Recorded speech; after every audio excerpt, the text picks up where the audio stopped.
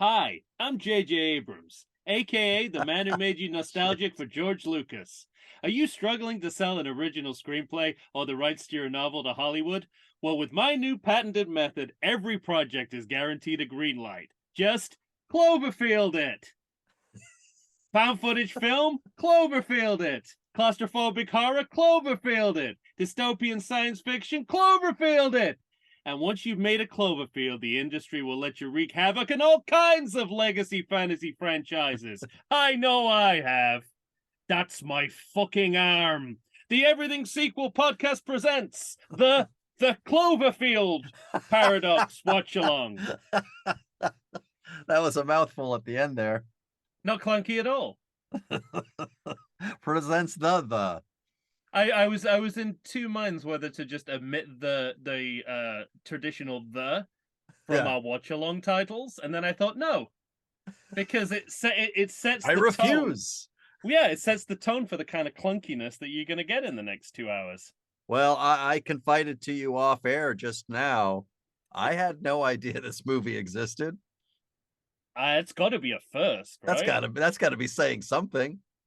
And I'll tell you now. I don't think we've had a better example of a watch along for our criteria. For our criteria, yeah. I mean, this is in a category all of its own.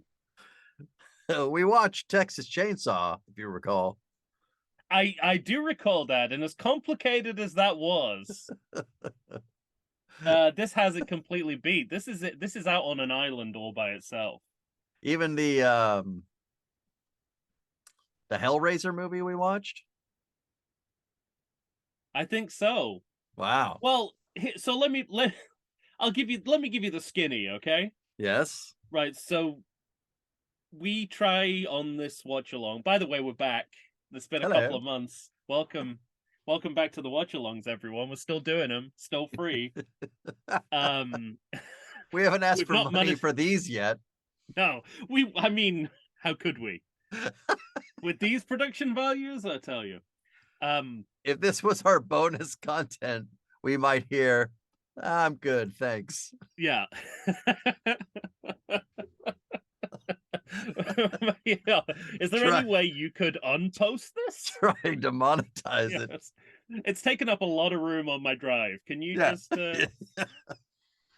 Well, we try and pick sequels that are difficult to categorize. Yeah. And won't overlap with the films we do on the main pod, and now on our Patreon, I suppose. Yeah. And I can think of no better example than a film that began life as an original screenplay and was turned into a Cloverfield sequel during production by J.J. Abrams. Wait, so did they... Wait, I'm sorry. Wait. I know, there's a lot to unpack there, right? Hang on a second. There's a lot of who, when, why, where. I understand. Carry on. Are you saying that this didn't even start off as a Cloverfield movie? No. It didn't even start production as a Cloverfield That's sequel. What I'm asking. It was reshot and rewritten during production to be a Cloverfield sequel. All right. I mean, that's bad enough, but I think I'd like it more if it wasn't reshot. Well, I mean, I'd be more impressed if it wasn't reshot. It depends on your definition of reshoot, doesn't it? Okay, yeah. Because effectively, if you didn't go into production planning to shoot scenes for a Cloverfield sequel, what you're doing during production when you're shooting a Cloverfield sequel is a reshoot. I don't want to get semantic on you, but right. But would you be surprised to learn, furthermore, that this is exactly the origins of 10 Cloverfield Lane? Exactly the same deal. Is that right? Yeah. It began. They started filming without. Actually, I'm not sure about that part, but for sure it was an original script before it was Cloverfielded. Okay. But the difference is people liked that movie. Nobody liked this. I was gonna say, John Goodman. Give me a little John Goodman. I was I think I liked that more than maybe the original Cloverfield. I haven't seen the original since the theater, but Well, the goodwill that film created, I think it warded people off from investigating further as to how this ended up as a Cloverfield movie. right. But because this was so badly received by audiences and critics, there was a full-on inquiry, and you know, what was it's really interesting having Was this read a some of the... theatrical release? No, Okay. and that's important because it was once again it was heading that way. It was destined to be a theatrical release. Mm-hmm. Don't look it up. I'm just going to tell you whatever you're going to get on there.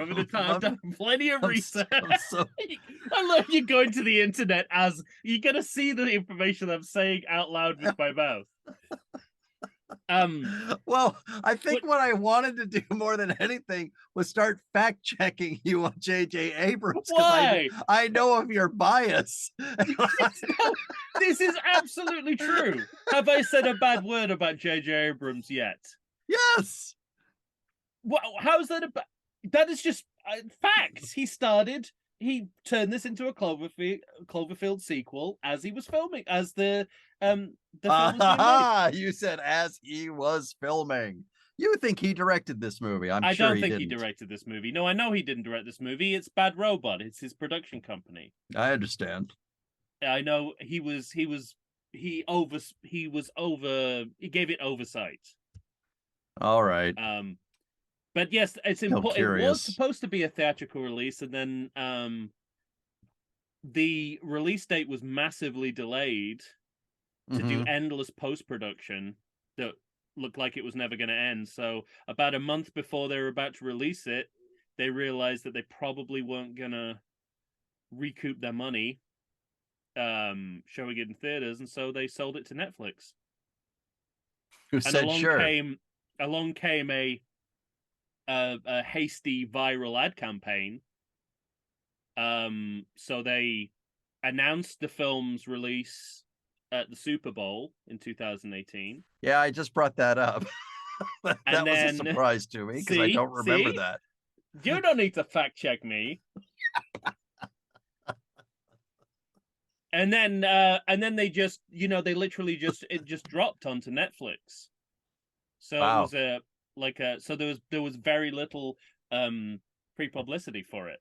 Yeah, this movie sounds like the opposite of The Glass Onion.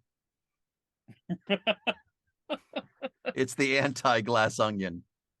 So that's also hugely significant. And we always release these on the day that the movie premiered, and so the fact that this surprise drop on Netflix came on February 4th, so close to the Super Bowl, is no accident. And indeed, the reviews focus on how the film didn't live up to the Super Bowl trailer. That's the bar that was set, and this film fell below that bar, according to the New York Times. That's fantastic. Yeah. So it's so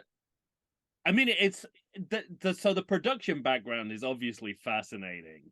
By the way, spoiler alert, all of that is on screen. But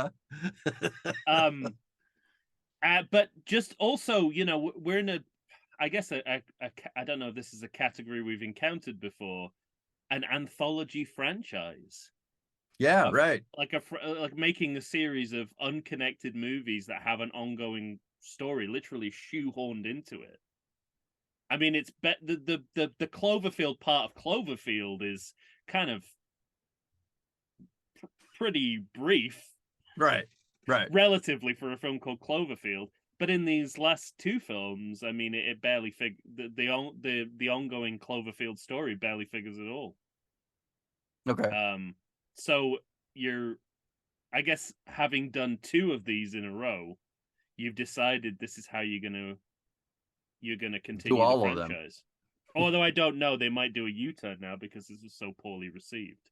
And do you have a sense that they're even going to continue on? Well, well, this is, I mean, this is where we get into the slightly less objective, uh, J.J. Abrams territory, because I just want to Slightly. draw you attention, to the serial killer that this man is, right? And this is like the beginning of a run of J.J. Abrams running iconic franchises into the ground. 2018, Cloverfield Paradox. 2 years before, we've had Star Trek Beyond. We Yeah. haven't had a Star Trek movie since then. We've had a lot of Star Trek TV shows, but, at least the cinematic end of that. 2019 is Rise of Skywalker.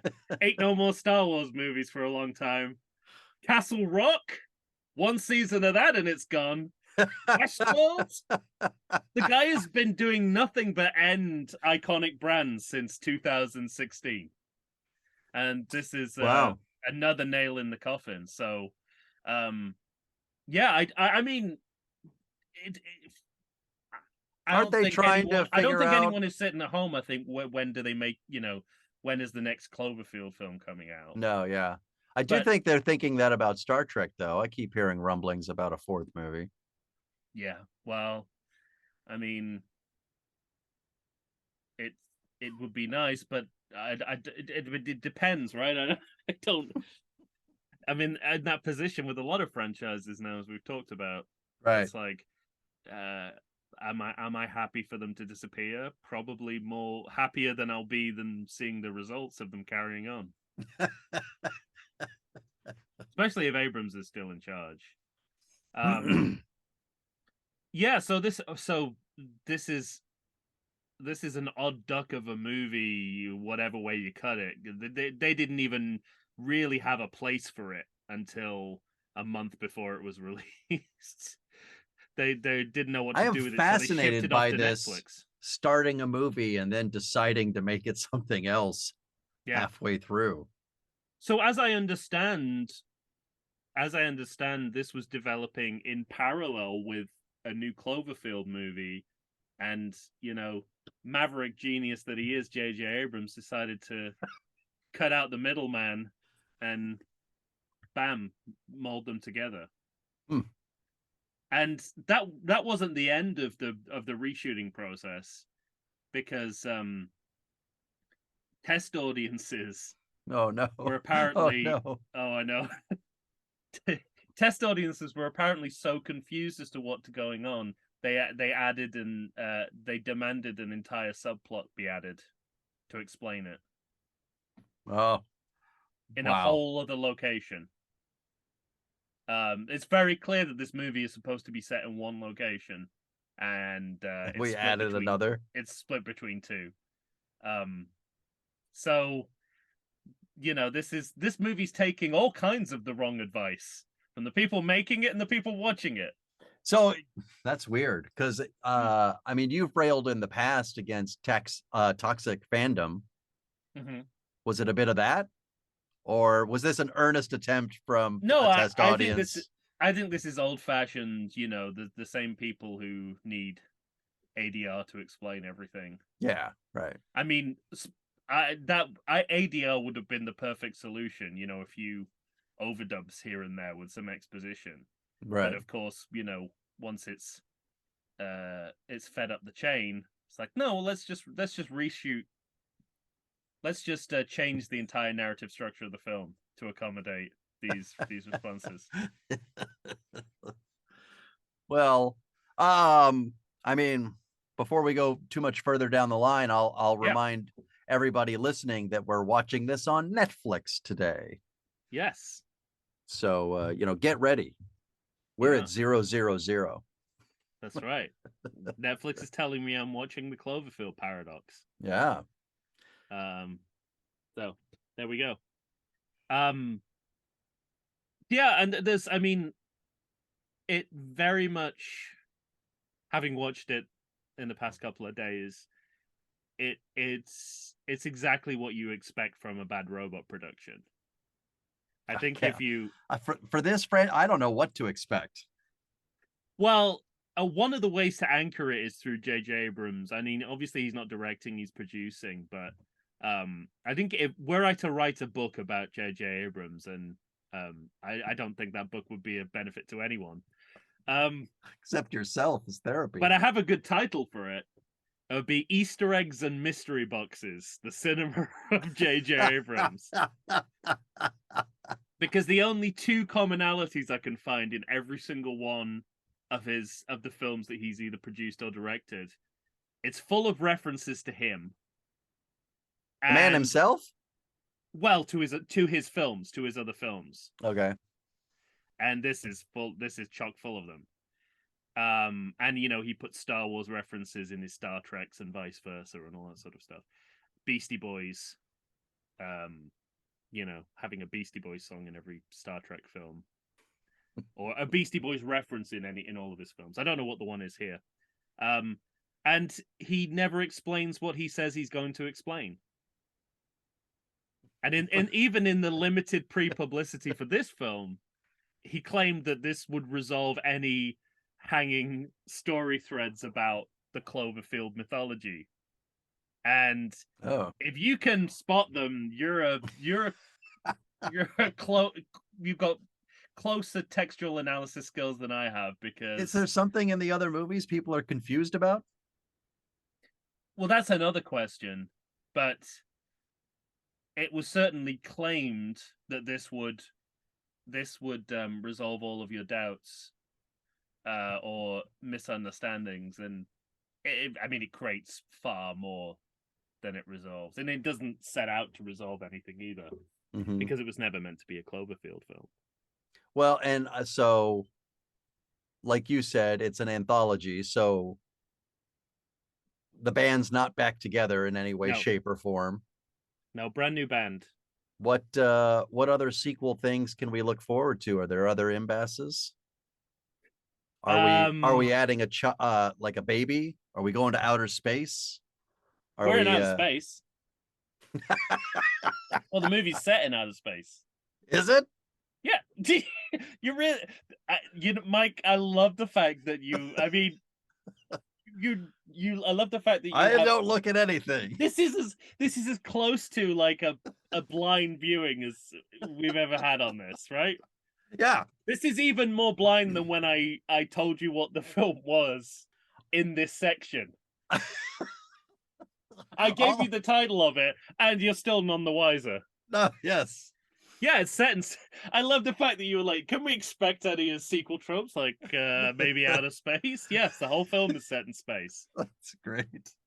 Well, the whole film was supposed to be set in space until the test audience reshoots. So we're not in space? We're in space, but we've got more... And not in space. We've got more Earth than is necessary. Okay, fine. For a film that is set in space. All I did was look up... Specifically set not on Earth. All I did was look up a title. I just put Cloverfield movie series and discovered there was a third title. Yeah. And that was it. So I'm sure we've got some major... actually, now that I've got the screen... I've got the screen up paused in my background, and I should have noticed, because there is a thing here that says orbiting above a planet on the brink of war. Yeah. If only I'd read, I'd have known. But you that could easily be the synopsis to 2010.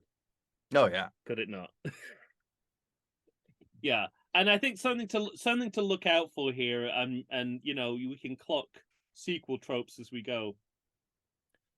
But this is the movie version of space.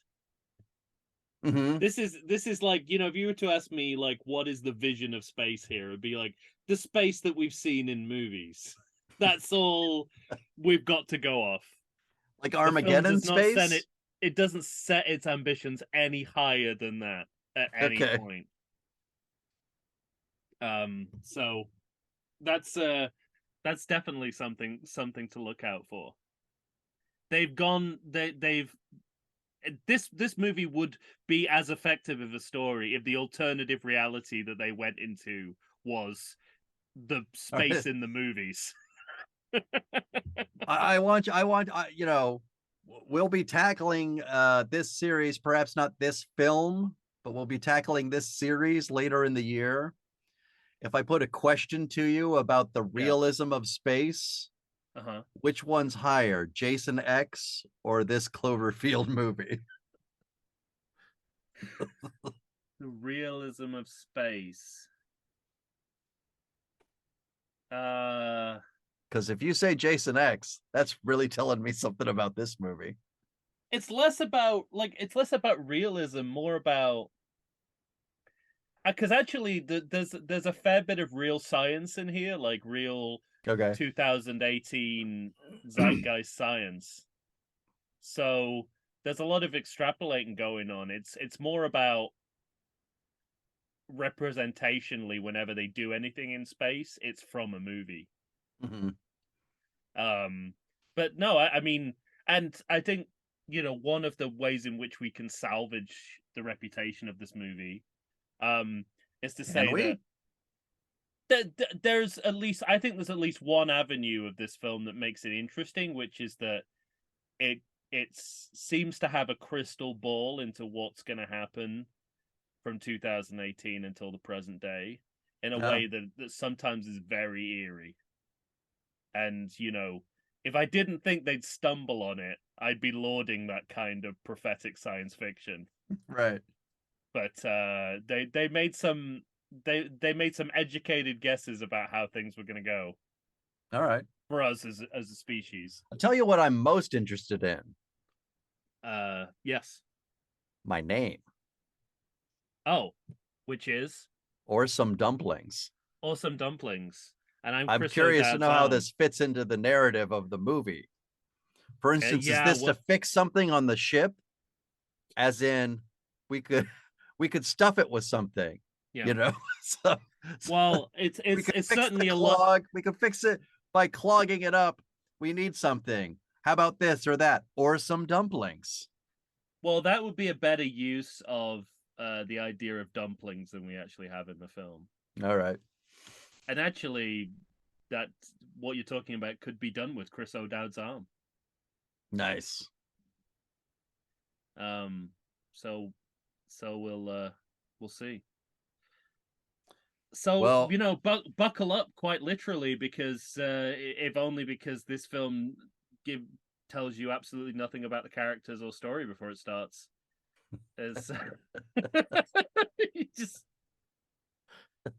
We're doing passage of time before we found out anything. It's a really interesting narrative approach. Are we starting action-packed? Is it like a Lethal Weapon 2 kind of thing? No. Oh, okay. No, not in an exciting way, like, you know, Piranha 2 or Trolls 2. You know, those Troll 2. You know, Trolls. Oh, no, I call it Trolls 2 now, thanks to you. I finally learned my lesson, and you're not with me. Well, yeah, exactly. One of us has got to be wrong. It wouldn't be the same if this podcast if both of us had our facts correct. Got it right. But, you know, that's an example of bad movies that just start where you're just like, oh shit, it's this.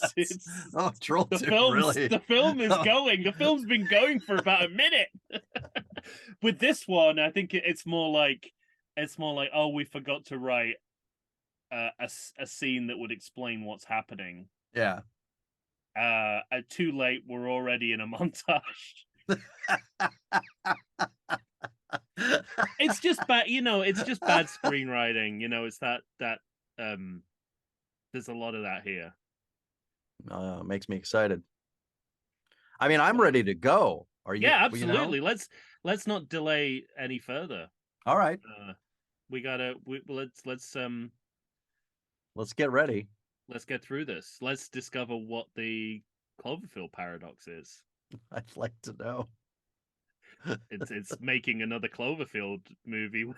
Yeah, when it's clearly unnecessary. Yeah. Cloverfield All right, Paradox ladies and gentlemen. now an industry term to describe not continuing a franchise. Like your Cloverfield it. Cloverfield it. All right, well, here we are. We're on the Cloverfield Paradox 000s on Netflix. You ready, Tom? I believe I am. All right. Here we go in 3, 2, 1.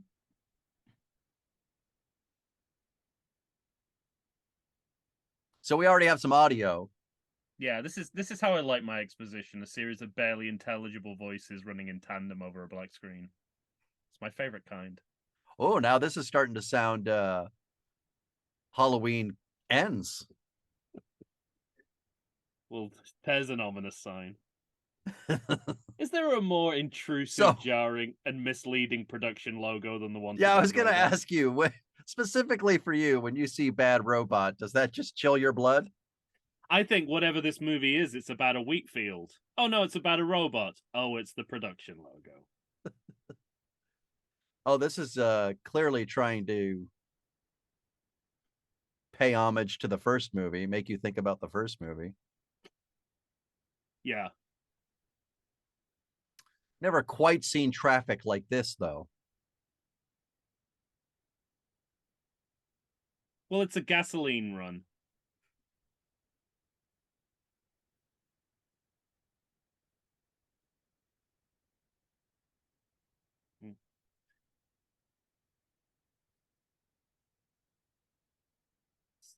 It's a rare instance of two actors who are British both being allowed to be British. Yes. They normally Americanize one of them. So over this apocalypse.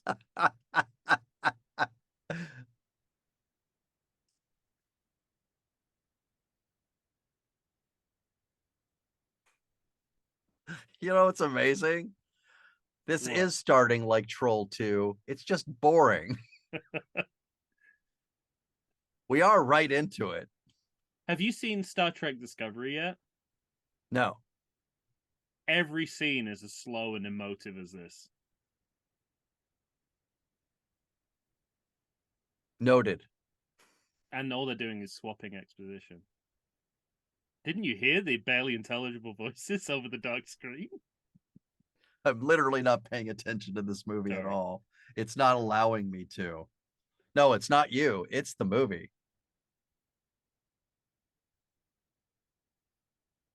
What? Energy supplies running out, right? Yeah. Whatever they say to each other is what we need to know.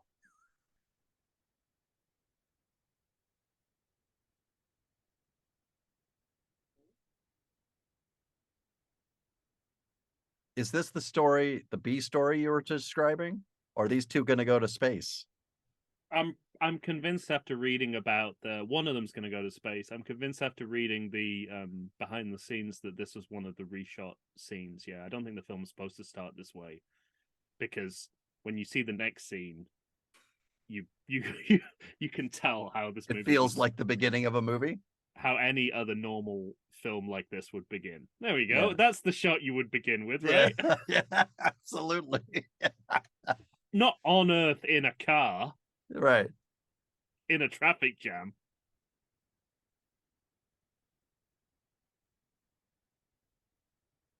This might hold the record for the most lens flare in one shot. Got that J.J. Abrams seal of approval. Cloverfield it.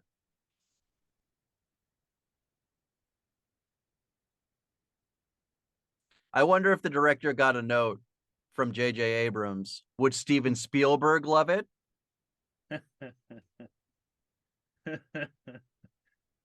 I think pretty soon you'll see that there's another note that he gave.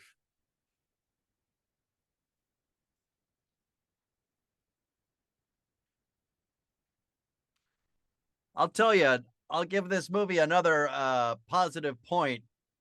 You don't see a lot of British and German astronauts. They don't get a lot of play in movies. It's always Americans and Russians. Oh, we got them too. And Irish. And Chinese. Does any of this have to do with beating aliens? Exactly. Well, I don't want to spoil the movie for you. Okay. Did that say particle accelerator? Yeah. Just the sort of verbiage a movie like this loves. Yeah. Let's accelerate some particles. Well, I guess that is real science. You know, the Higgs boson. They did get actors that we know. Oh yeah, but the other British person up in space has to be American. Yeah. So they've already backflipped on that convention. I don't know what they're going for with these running lines on the titles, but it just looks like the credits have a nasal drip. Yeah. Yeah, and we're straight into a montage. That was fantastic. That looked like an important conversation that we're not privy to, that we don't get to know about. It's putting the cart before the horse, isn't it? Having the passage of time before the setup to the movie. Amazing. Oh, somebody's named Clover in this movie. We're starting with a lot of time jumps as well, which I always thought was frowned upon at the very beginning of a movie. Was that a montage of her making her dinner? Yeah, she's like making tea, and then we've got to see those worms because something happens with those worms. Is this are these things that are happening right now, or are these things we're going to see again later? No. Okay. This is their idea of being of efficient storytelling, except without the storytelling. It's just ruthless efficiency with no narrative. Because of you, I just saw O'Dowd. I have to imagine he's going to lose an arm. Yeah, but it's how he loses his arm that is important. Really, the creme de la creme of worldwide acting talent in this film.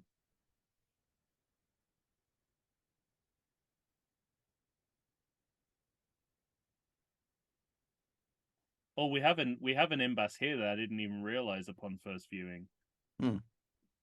The lukewarm open. What do you mean, lukewarm? We've had cold open titles. Oh yeah, but we've yet to get the title. So we're still in the midst of a 3-act cold open.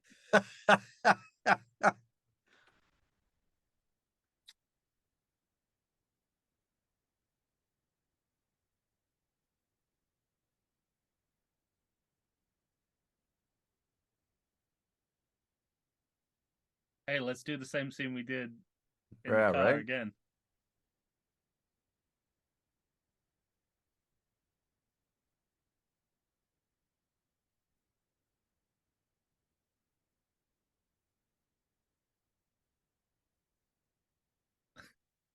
Remember what we were talking about in the car? That. Can you believe that? Now you're in space, like we talked about in the car.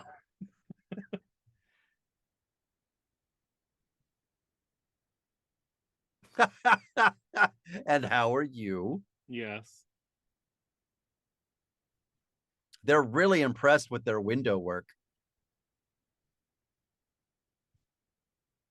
So effectively, they went back and reshot a scene on Earth that is exactly this scene. Mm-hmm.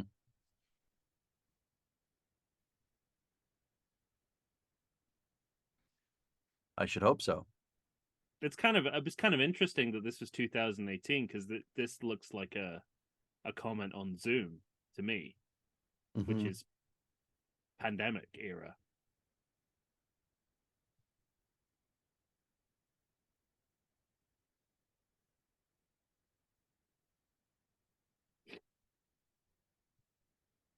No, that was a shame. He was going to say something. Maybe when I get back, we'll have this conversation all over again in another form of transport.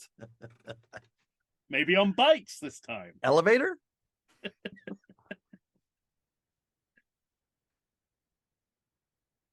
Oh, I know he's upset because he threw his writing instrument. He did. And now I work in healthcare. I know how valuable those pens are. Yeah. Don't just throw them away. You don't know where the next one's coming from.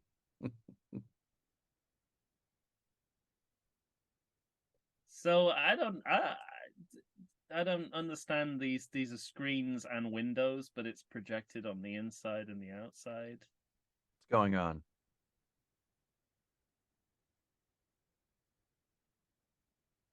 Didn't she have more clothes on a second ago? She was pretty full Ripley. Yeah. When she got out of. Oh no, there you go. She's got pants on now. Did they lose their children to monsters? What's happening with the monsters? That Do the monsters exist yet? Mike, just a word of warning. I would hold back on asking that question quite so much because you're going to be waiting a long time if you keep asking me that question. Well, what's the problem? What's the problem on planet Earth that they're speaking of? It's not monsters? You're also doing that thing that you do with these watch-alongs where you guess about a movie. Hey, title. Hey. See, that's a note I think J.J. Abrams gave, was like, the first thing we need to see is Cloverfield. But normally a title sort of starts with the first word. No, start with the second word. Hey, let's see the crew at play. We don't know who they are or what they're like.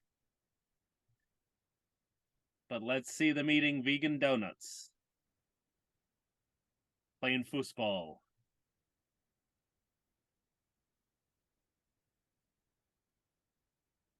That was food?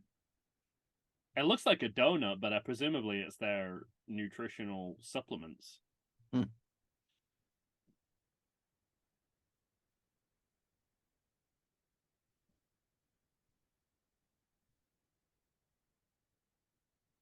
To 0. It's really beating the shit out of them in that game. It was the highest scoring game of football in history. But it doesn't count, but no country can claim it because they're in space. Yeah.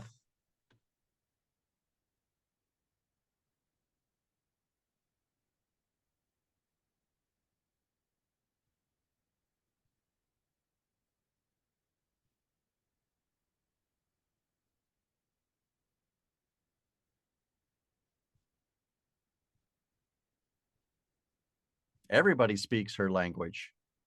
Everybody speaks her language, but all the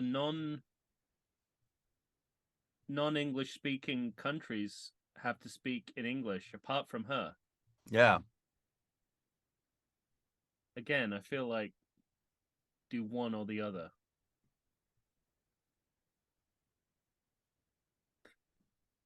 Those are words I don't like to hear. So, it's almost like they're going out of their way to make basic screenwriting mistakes.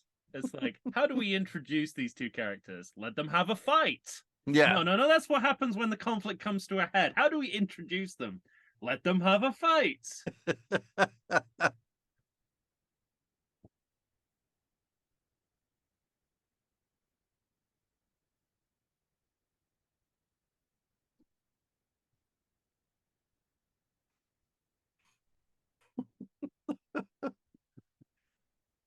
Now, apart from her, you know who any of these people are? No. But before they left, I would have got them together in a room and said, so how do we feel about each other? Yeah.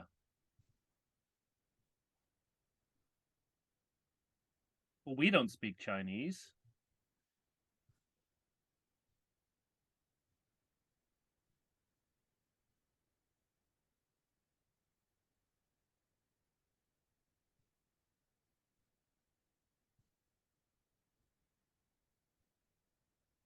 The guy on TV said the name of the movie. Did you hear that? Did I hear what?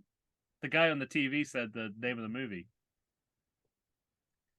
He said, those who have accepted the Cloverfield Paradox, blah, blah, blah, blah, blah. Yeah, heard that.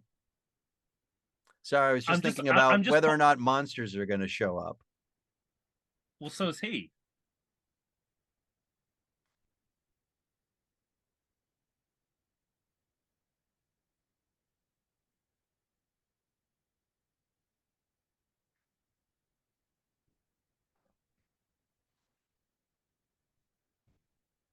God, I hope so.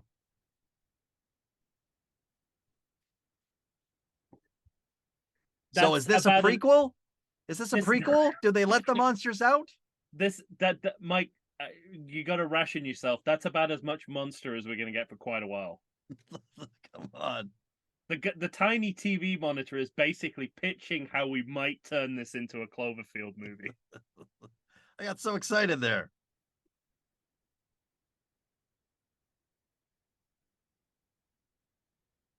Turn that shit off. You know, Donald Logue is he was really kind of doing his best Sneakers role there. Reminds me of that guy. I think he was brought in as a favor to try and, you know, it's like RoboCop 2 with the tiny TV monitor. It's like,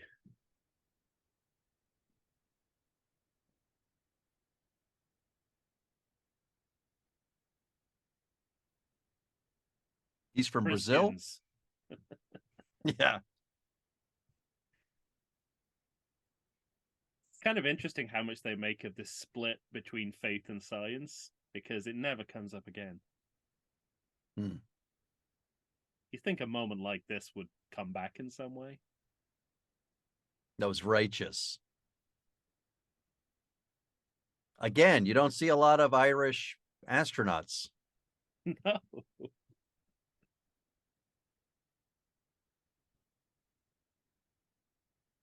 Sadly, the way things turn out, I don't think this does much for promotion of the Irish space program.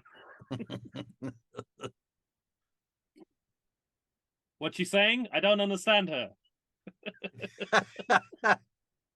That'd be an amazing. That'd be like a great Lower Decks episode where it's like a character on the bridge talking in a language no one can understand, but only one person questions it.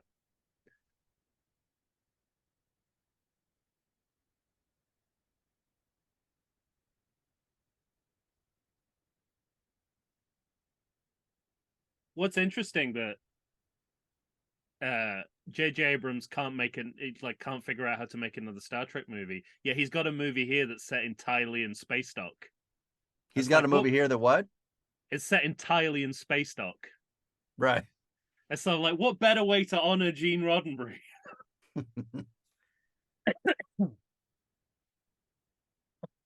Hey, it's in progress. I know that from the screen. It says what it said in progress.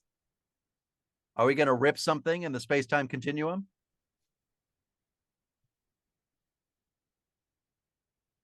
Oh my God, you guys, it's glowing. We're doing it. You know that purple we were talking about? We've achieved purple. Explode. Oh, no. Just went out. It made me wonder if they cast Chris O'Dowd just so he could say, have you tried turning the universe off and on again? A la the IT crowd.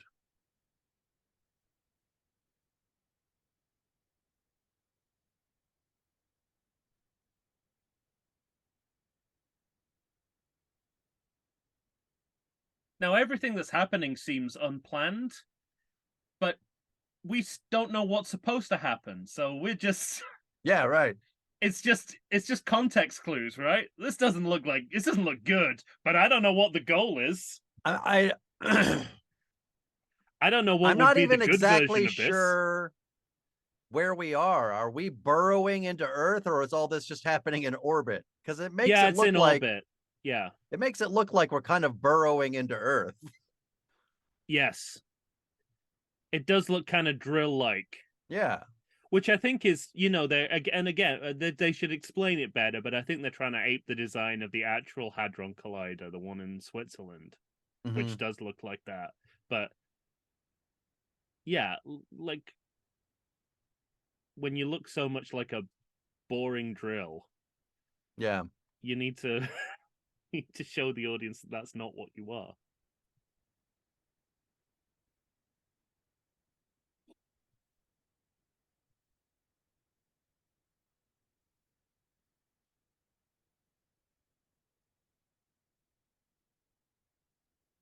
Uh-oh. What'd she notice? What'd she notice? What's the Massive. stupidest thing? What's the stupidest thing you can imagine that?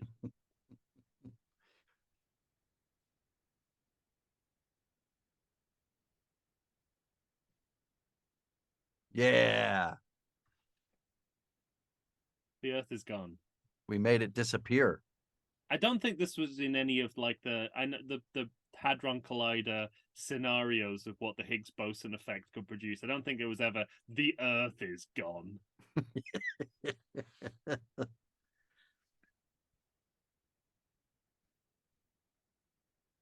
You tell him, Chris O'Dowd. You It makes tell no him, Chris sense. O'Dowd. As stupid as this idea is, it gets even stupider. They should have stuck with this stupid idea. What, they're going to abandon this idea? Because what this turns out to be is twice as stupid.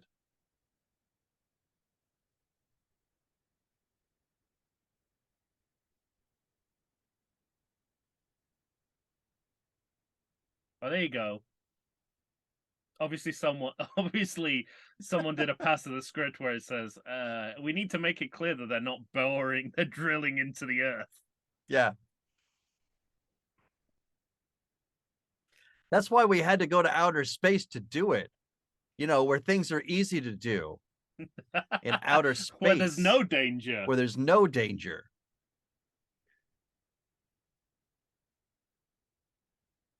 Not quite sure why they're running around the ship. Are they literally looking to see They're if just the Earth looking is out for of windows to look out of? To see if the Earth is in them. That's what they're doing, right? Yeah. It's so stupid.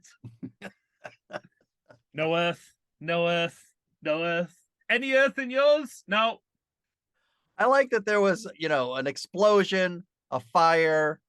They were thrown about all over the place. And she looks at the no signal found as, yeah, we're definitely in a different part of the universe. As opposed to maybe just the comlinks being down or something, you know, in the explosion. Right. But I don't know. I suppose it's about you've got to commit early with these kind of ideas, otherwise it gets very messy very quickly. Yeah. And they just don't commit to any one sci-fi concept.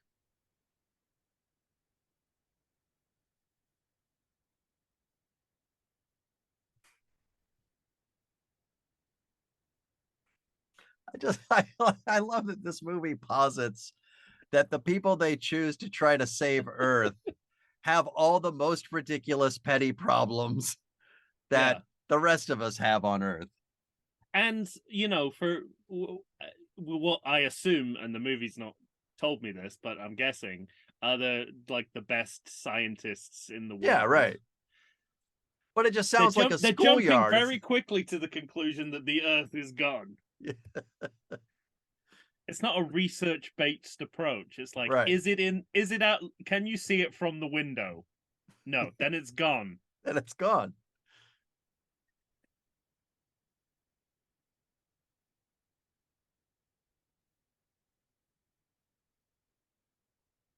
All my stuff is there. What about my records? I was thinking records too.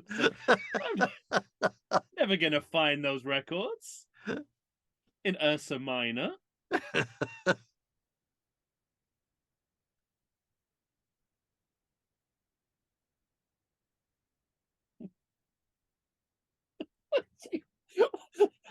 What kind of a thing is that for a scientist to say? We didn't destroy the Earth, we just lost it. Neither of which he can substantiate. Yeah, there's no evidence for that statement.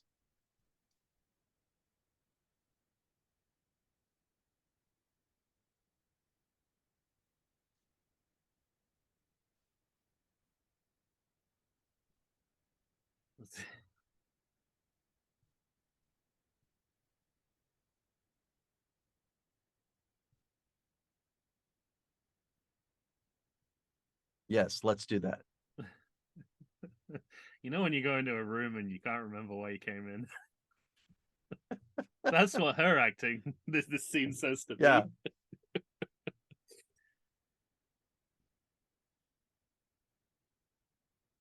Looks like we were looking at the robot's vagina. That's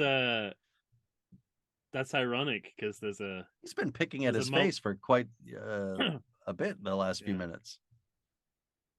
Oh, is he going to become a monster?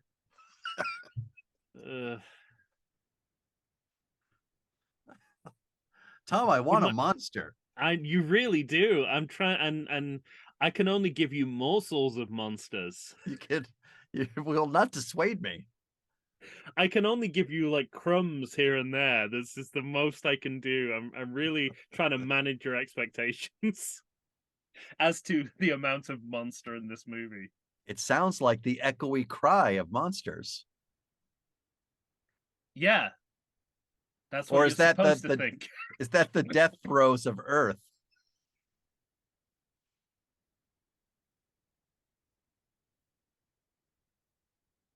Captain, I think we might have monsters. There are no monsters on this ship, boy.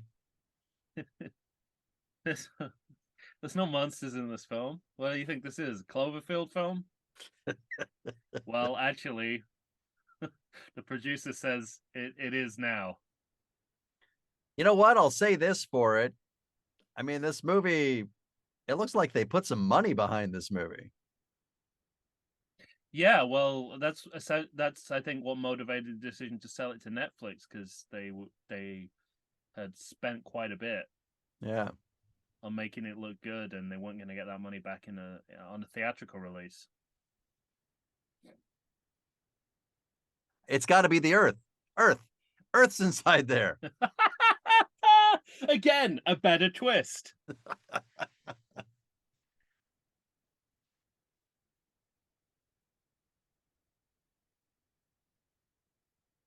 Could be dangerous.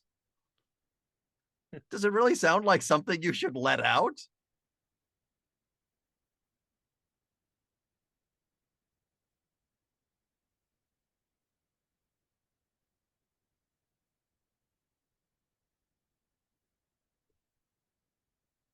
What they need is an inanimate carbon rod.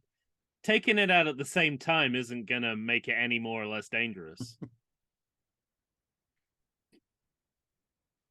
Is that Princess Di?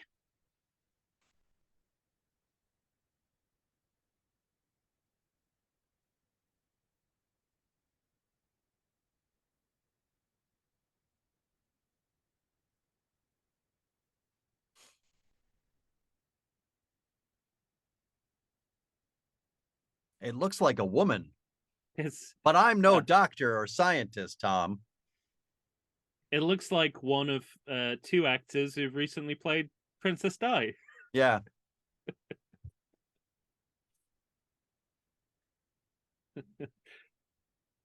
Their only uncertainty is which What'd series you say? of the... See, I didn't understand that either. It sounded like I'm having an affair with Dodi Fayed. Yeah. And before that, I thought she said I'm melting.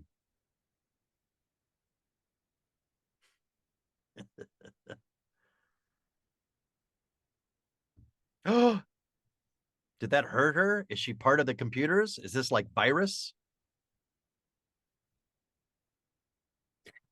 None of the above. Damn it.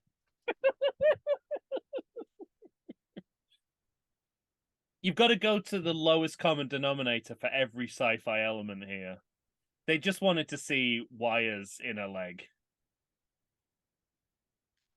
Was she not part of the crew, I take it?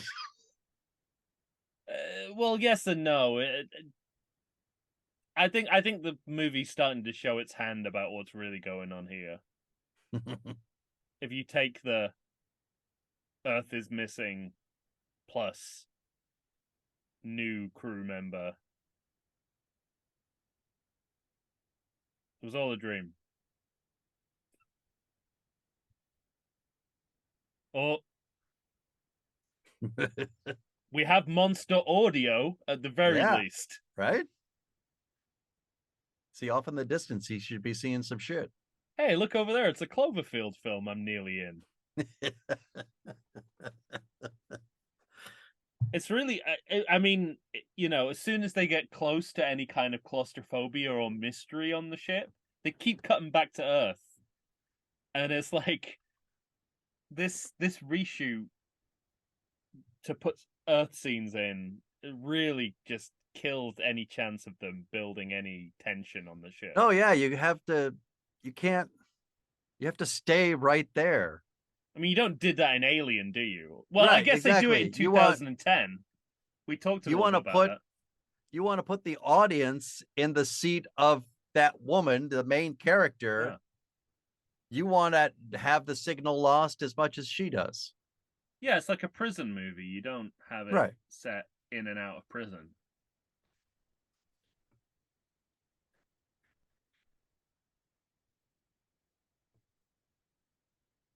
But that Earth section also serves the Cloverfield side of things. So I don't know how they were going to do the Cloverfield stuff when they didn't have that Earth section, but apparently they were just going to slap it on even less than they did.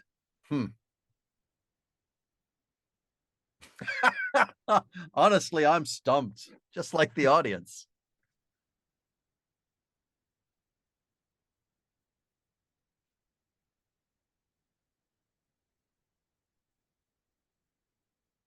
Yeah, sounds like the scene writers gave up on that joke midway through writing it. I like that the Irish guy corrects him.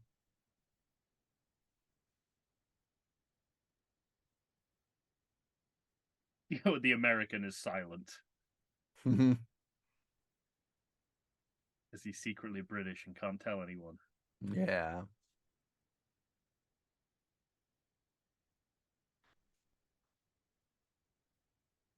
Cellular growth. What? Did they give that to her?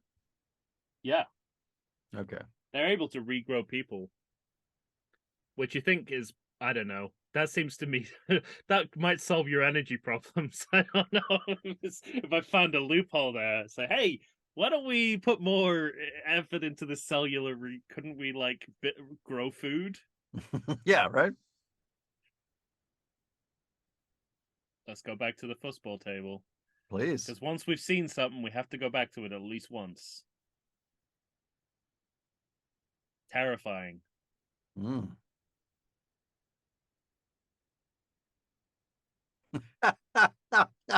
They couldn't have picked a least scary object to build the horror from, could they?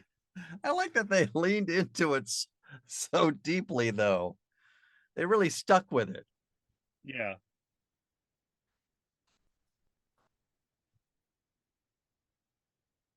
The worms are missing.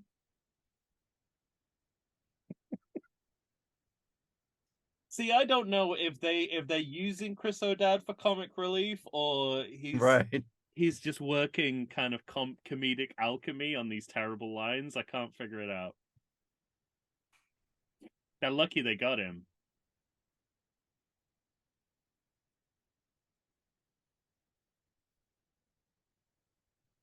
And I'll speak to you in English.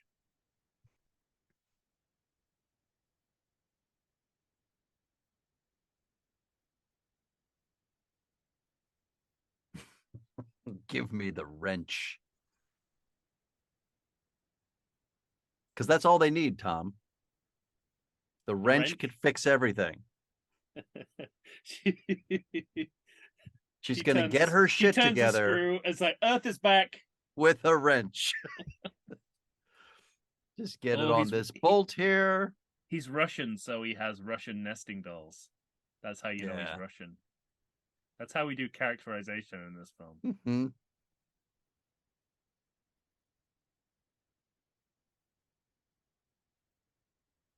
That's pretty cool.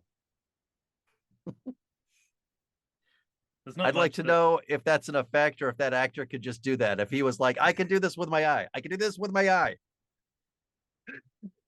It's like he gave a terrible audition, but at the end of it, it's like, can I just show you something? There's not much in this film that impresses me, but that's great.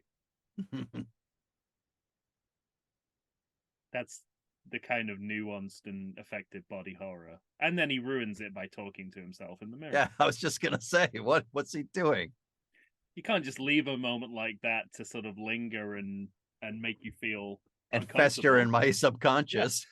Yeah. You have to end the scene by laughing at what's going on.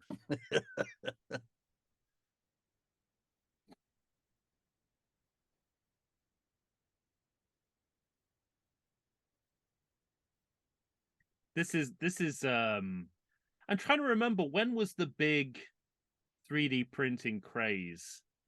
Is this late for that or right around the same time?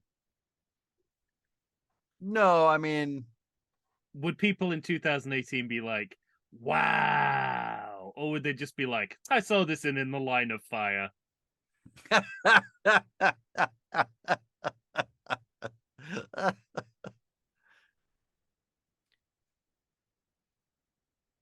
That's great. Is he fixing the panel that they dug her out of? That's right. Yeah. He printed a gun.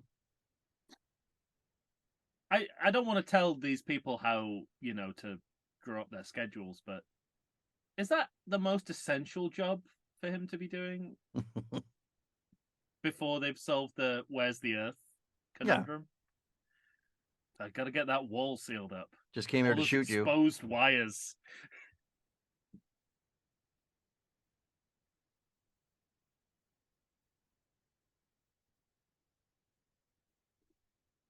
I 3D printed it, okay? You can do it now.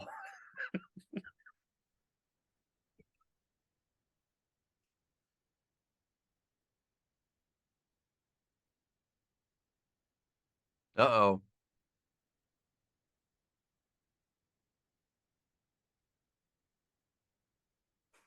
Nobody goes to help him. Well, he was he was holding a possibly ineffective gun against. Make sure we get a good shot of that gun so people know where it is when it comes back later in the film. Wow.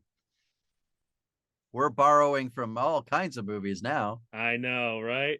It's like The Thing and The Alien, except neither nor both. Because nobody vomits worms in either of those films, as I remember. Hey, don't you need those worms? You were concerned about the worms a little while ago.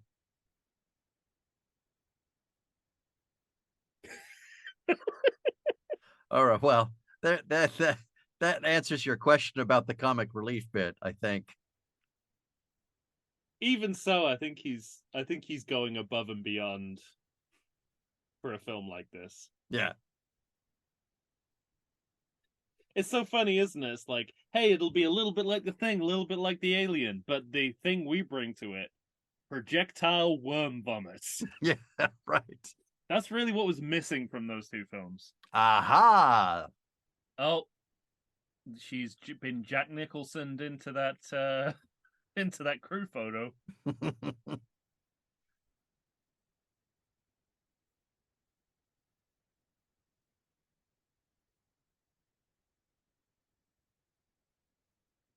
She has some concerns about Martin Bashir's interview technique.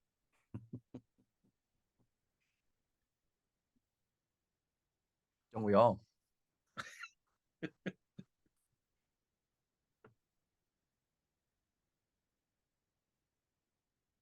Are you getting it now? Are you getting where we might be going with this? Oh, I don't even allow myself to think about those things, Tom. I let it just wash over me.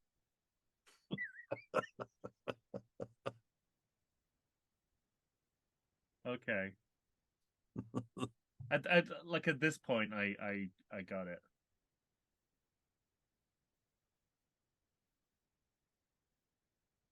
Was she previously dead? Not quite. Okay.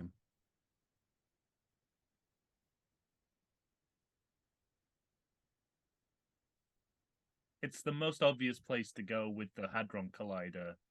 Do you I would like them to ask her, do you feel any worms might be inside you? We're missing about 200 worms from from our worm sanctuary. You feel like you have 200, 150 to 200 worms in you? Even 100.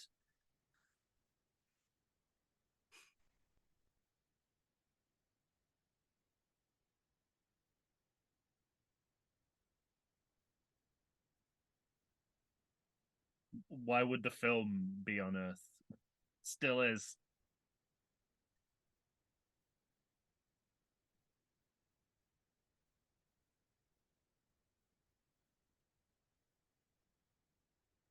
I'm beginning to lean into the paradox part of the title.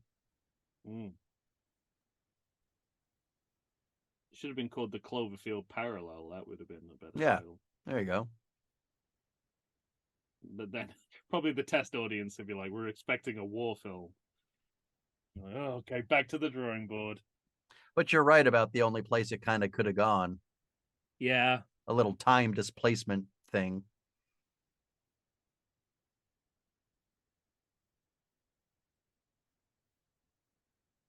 You absolutely shouldn't touch her. Remember the worms. I would love the conversation. Wait a second. Did she just finally speak English, by the way? No, I thought you said no, you shouldn't. I think they made a judgment call. I said it's pretty clear what she's saying by what she does. Do we need to subtitle it? It would save everyone a lot of work. Oh, I missed that bit. What'd they say? I don't know.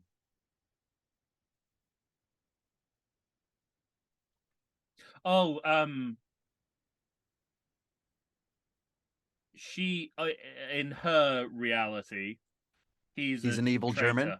He's an evil. He's an evil. Who'd have thought?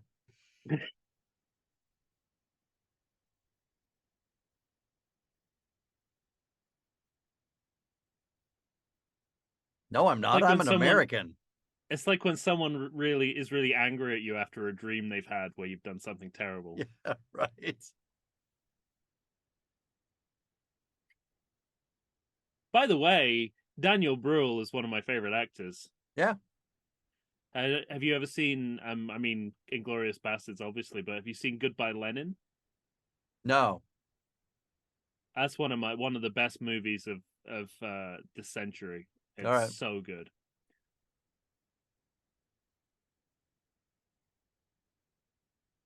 If you didn't think Germans could make a comedy, see Goodbye Lenin. Okay.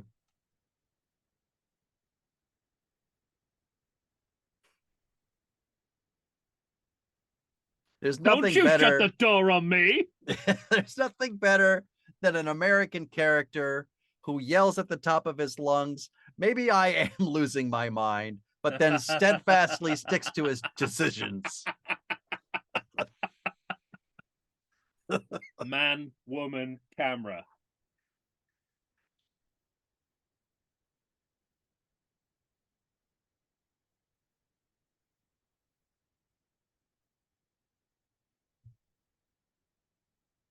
So the Cloverfield part of the film is now not only developing in a different setting to the one we're in a different dimension. That's great. That's how that's how cut off the Cloverfield part of the film is from the actual film. It's happening in another dimension. And we're cutting back and forth between dimensions here, which it seems like it should be a bigger deal than it is. It's not a natural bit of parallel editing. I mean, maybe it's the very definition of parallel editing. I don't know.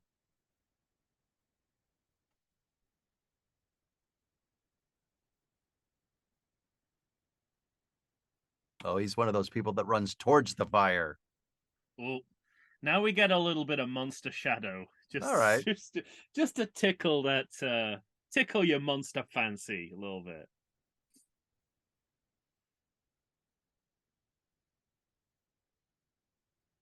Can I help? I work at a hospital. That is the hospital, isn't it? Is it? I think I think that's I Hard think for me to decipher from the rubble. Let me take you into the oh, never mind. So this time it's personal. Boom. Oh, he's breathing all that ash. He's gonna have cancer.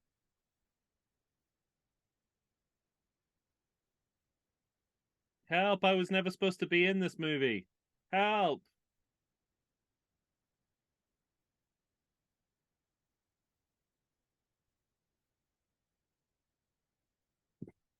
So, such an inessential job right now. Just make sure all of this is factory sealed. Oh. Yeah.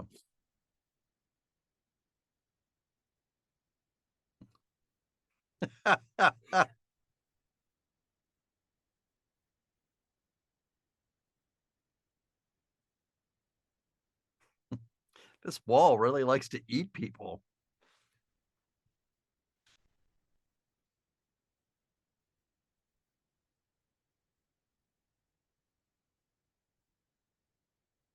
There's got to be more of a recourse to calling for help than just shouting down the corridor. Right.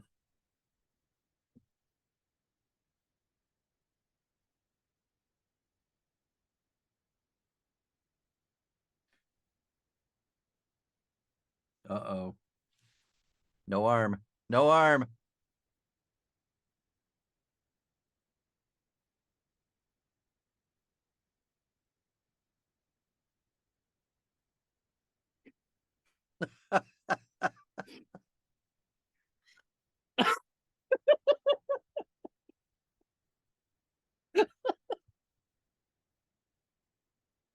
I reiterate, they were very lucky to get Chris O'Dowd for this material. Can you imagine this in the hands of an actor who wasn't comically gifted? Right.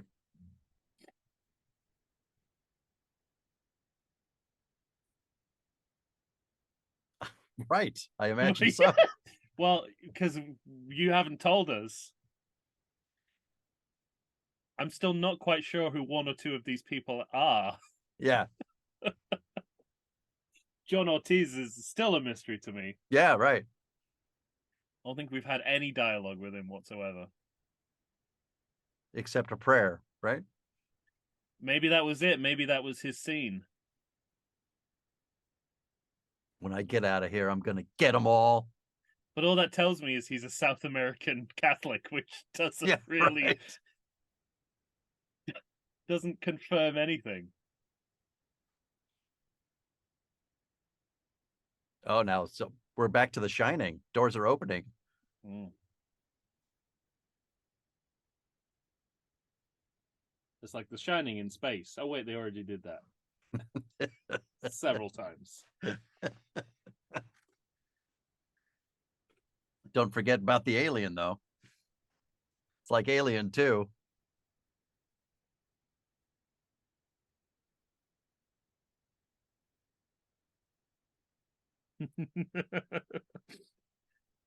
It was the one-armed man's arm. Yeah. That'd be a great scene. They found the most Addams Family way of doing this scene. Amazing. The Abrams family, perhaps. Kill it! Kill the arm! Yeah, that's what. Put it in a box. Why put it in a box?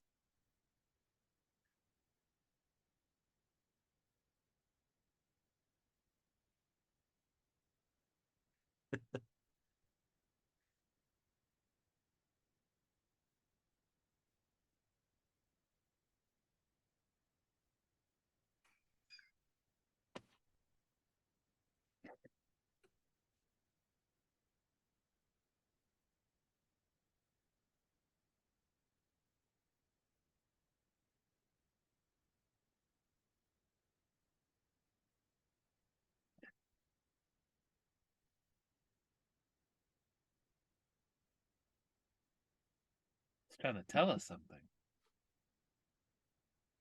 Well, that was the actual line. That was a parody line, but that was the actual line. Amazing. Didn't even realize.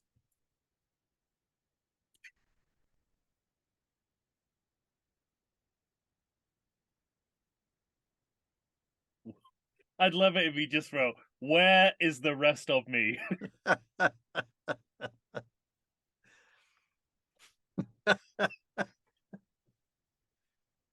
What are you talking about, Arm? I love the fact that they mentioned multiverse. It's like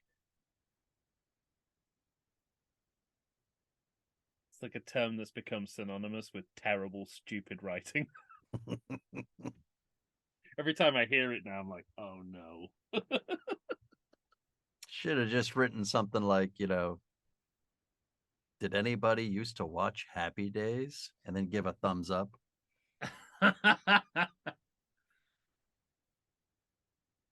Oh, well, we're going to find the other 200 worms. No, it's not. It's not worms he's got in there.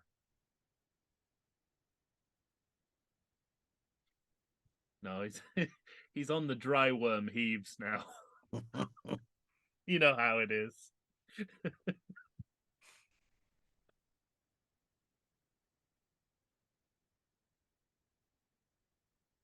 It's a MacGuffin.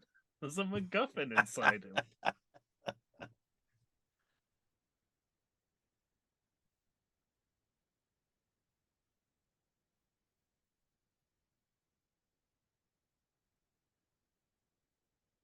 Okay, I know the audience doesn't know what that is, but so they know what it is?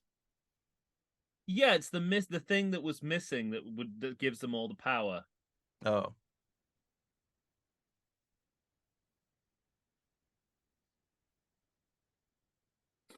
Why Chris O'Dowd's arm knows this information, I don't know.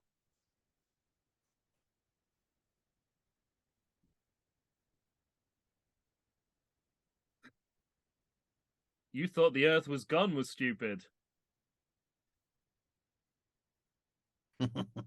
We're just upside down. We were just looking out of the wrong window.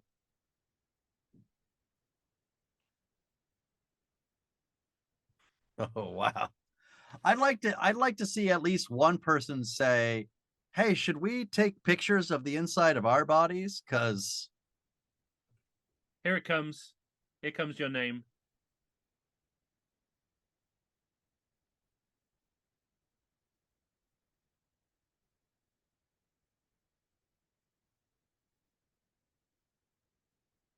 Not the same. Or some dumplings. First of all, the Chinese equivalent of champagne is not dumplings. Secondly, do not give a Chinese person the line, or some dumplings. Because that is not all they care about. Why isn't the German guy saying, on some bratwurst? Or some bratwurst. And potatoes. Yeah, why is the Irish guy saying champagne and not? And some potatoes. The British woman should be talking about fish and chips. Exactly. If we're going to throw stereotypes out, let's make it equal opportunities.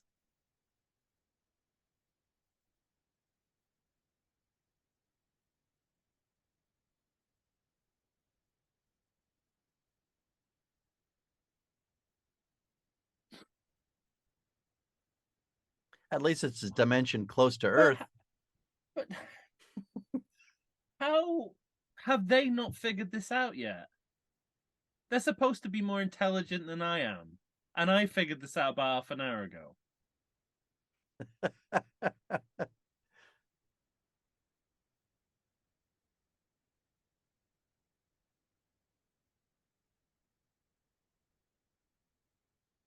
mean, this is very 2010 at this point.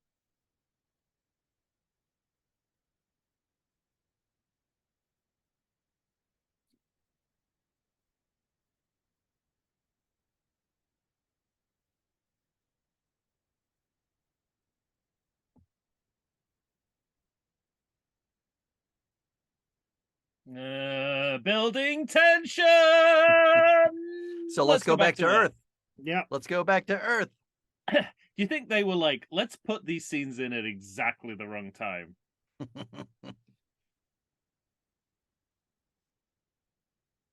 And look, he's found his own little newt. Yeah.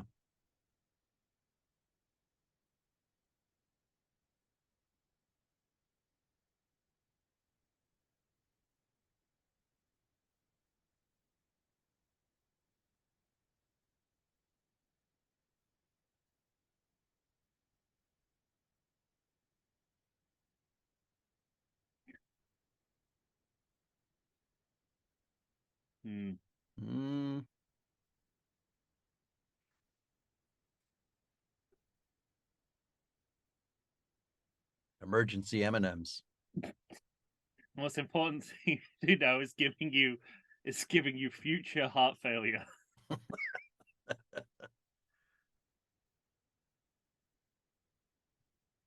It's like they've written a scene that feels like an exposition dump, but nobody has any information. There's no information.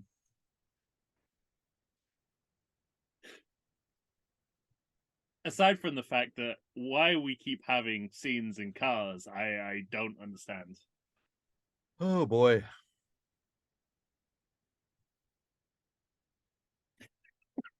No. Just here to update. We're just here to update you. We're not sure. This is like Leslie Nielsen popping his head around the cockpit, right? Isn't it? Just want to tell you we're all counting on you. Good luck. It might have been too small to see on the screen. Oh, no, that was. But that was starting to look like the 10 Cloverfield Lane set. I think it's. I mean, this is the Cloverfield. This is as close as we get to the Cloverfield part of the movie. So he texts his friend, says, "Can I use your bunker?" or something like that. Oh, okay. I couldn't see it. No, I know it's so tiny on this screen, but I remember it from the last time I saw it. Yeah. And it made me think that there's like a whole Larry David episode in there. This whole like her enthusiasm, yeah. Like trying to decide whether they will let someone else go in his bunker. I've got a food ring for you. The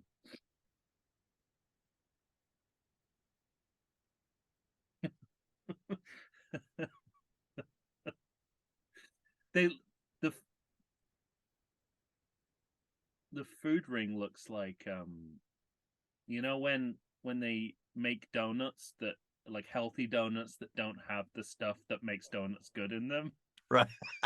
you know the kind of donuts I mean. You're like, you see the donuts with all the nice stuff in, and then next to them is this sort of like sad ring, right?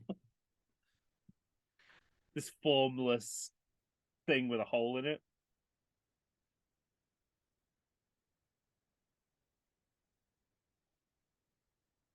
What'd you say there? You're escaping my dimension. What?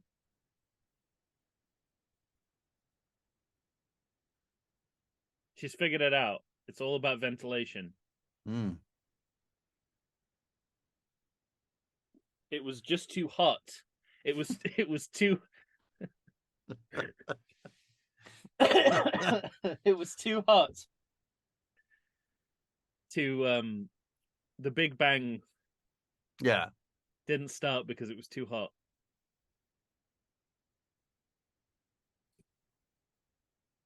Oh, I hope the wall doesn't eat her. No, she's got an end for another movie coming up. And this is what you really brought her into the movie to do, like action stuff.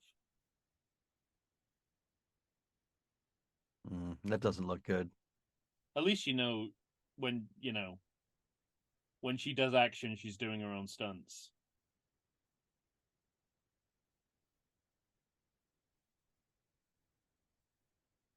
There's no Mortal Kombat style cutaways here. We're seeing the real deal. If only we knew what she was saying. Right? You know, if they were looking to save on subtitling, I wouldn't have bothered with that either. Because is there literally anything she could be saying but help, I need to get out? Yeah, right.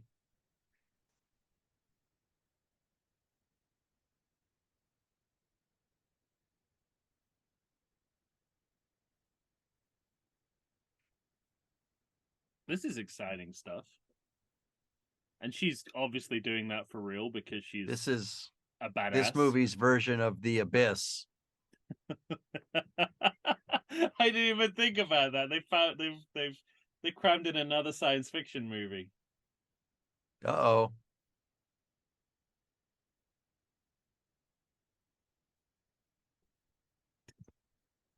What's happening? Again, not a line we need. Just join in. Yeah.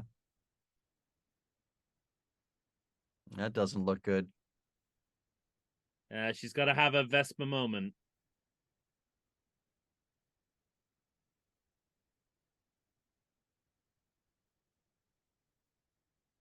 Oh. Frozen in carbonite. Mm-hmm. She should be fine then. If Star Wars is real science, then she should be fine. Will the ice provide enough ventilation?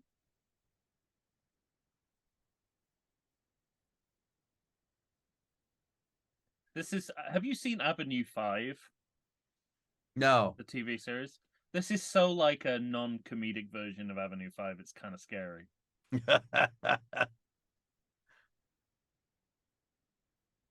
Except the stuff that they have as jokes in here, they do for real. Better. Well, they do straight in. Yeah, they do straight in Avenue 5 and vice versa. Yeah.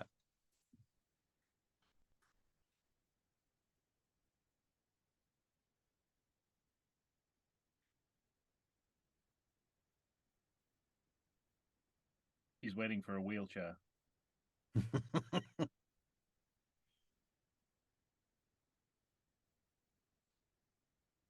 So they took all the mechanical stuff out of her because they went to a lot of trouble to show us an awful lot of body horror. Yeah. It just seemed difficult to get all that out. Oh, here we go. Here's another J.J. Abrams property that other people are watching.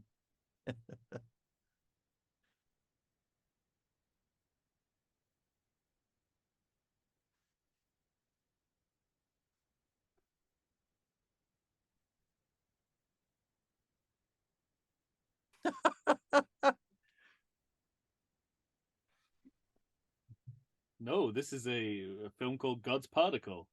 He knows an awful lot. I'm just getting an update. It is the Paradox. Yeah. He knows an awful lot for a humble hospital worker. Let me tell you what happened. He doesn't have a hospital now. He's got a lot of time on his hands. Yeah. He's got time to go on Google and figure it out.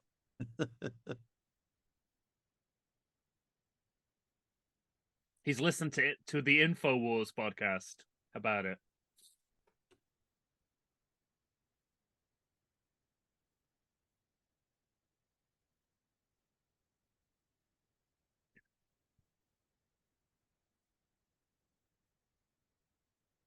And can you change out of that white gown? It looks you look like way more of a villain than we're hoping you're not. Right.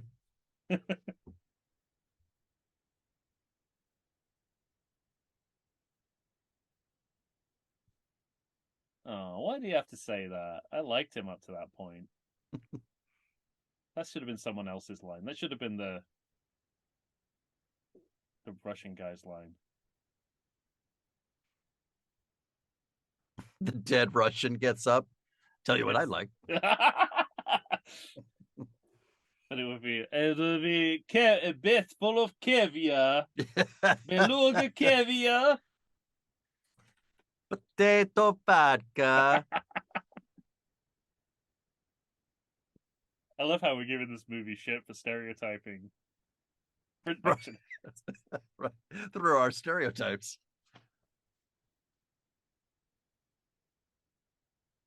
Here's where it becomes sliding airlocks.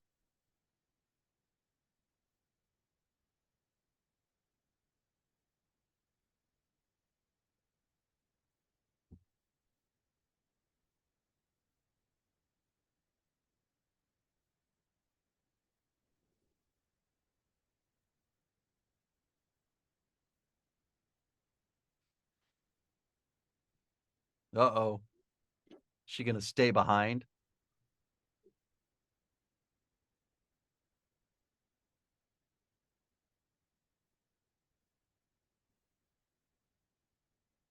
This is the first we've heard of the fire.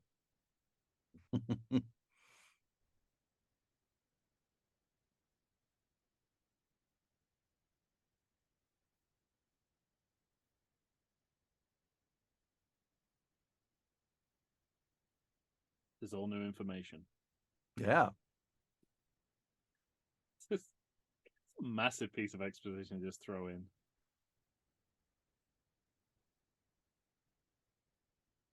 You know, when we lived with the troll under the bridge, who had 3 eyes and a rocket pack.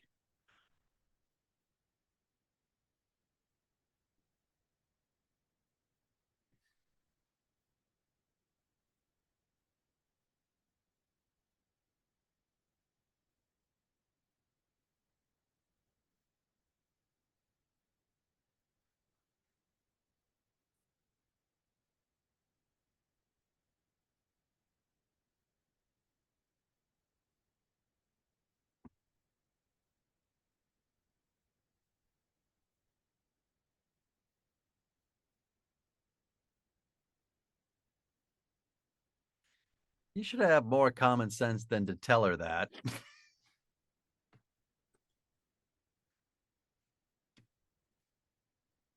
Also could have done with this information earlier. Yeah. But I'm not confident enough in the screenwriting to know that the writers knew that this had happened before they wrote this scene. I got an idea. Yeah. What if a lamp she bought killed her whole family?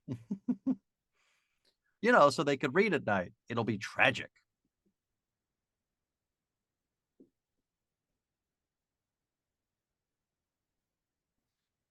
Also, I wasn't kind of getting grief from the two parents. I just thought that they missed each other and missed their family. Wait, who? What? The Hamilton and Michael. Like I thought they were just. I didn't get any grief from their performance. Maybe they added it in because I don't know. I guess she's touching the window, but could mean anything.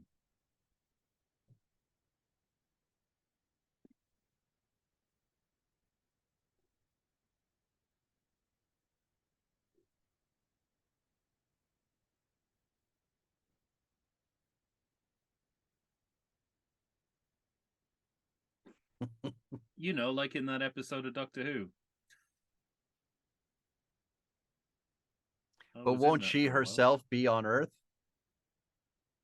Does she have to murder that one? Stick her in a wall. Then it becomes like Time Cop. Yeah. I can't occupy the same space as you. I don't know. I'm a parent, and I would welcome another me to to help me right now. Seems like a great solution.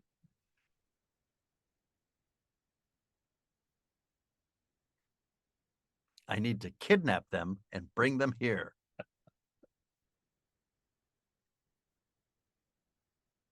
So there's some sense that she thinks that parallel universe her is still stupid enough to buy them a lamp that burns them to death at some point. Yeah, it just hasn't happened yet.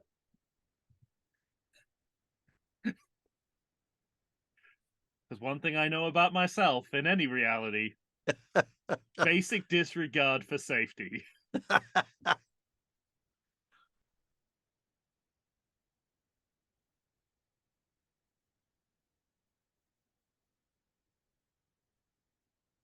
Got them one of those exploding lamps. Yeah, it never took off that Christmas gift, did it? The exploding lamp.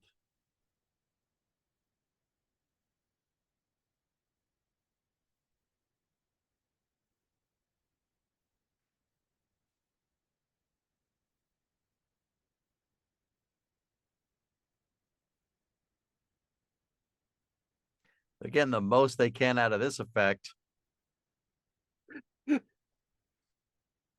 Again, not pressing. It's like they're just gonna keep cutting back to him, and he's like painting the walls. He's up a ladder, doing some like wallpapering.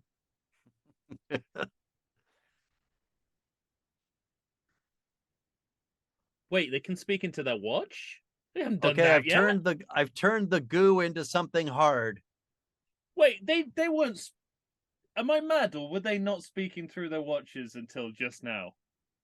I think you're right. I think it just started. When Chris O'Dowd's arm is trapped to the wall, he doesn't go, help, help! Yeah. And if he doesn't do it then, when would he? When?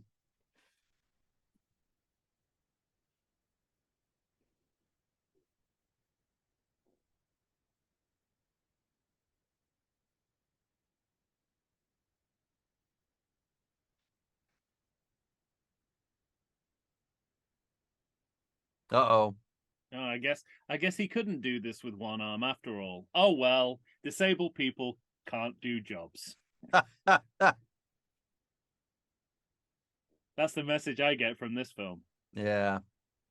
God, you're right. I mean, they've sunk the effects budget into this very specific.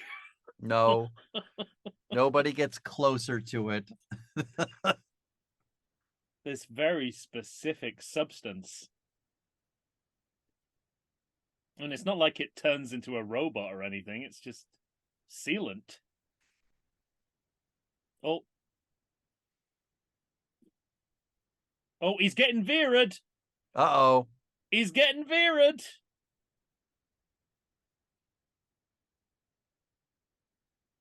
Oh, shit. I gotta say, this looks like there's a lot of rings. Looks like a lot of what? A lot of rings. Like I feel like this space station could lose 2 or 3 rings and it'd be fine. Yeah. I feel like there's a surplus of rings. See? Got 2 to 3 functional rings still. And one might have blown up. Yeah. There's a third, there's a fourth up atop. Oh, a fifth down below. It's a long time before you need to panic.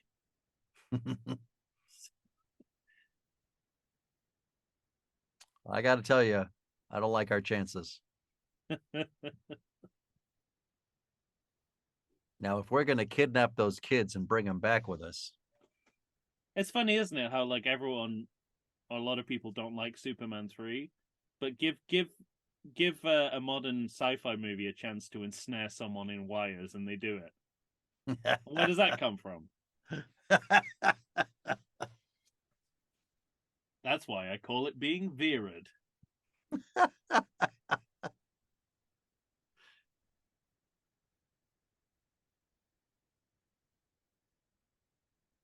Oh, we got to decouple.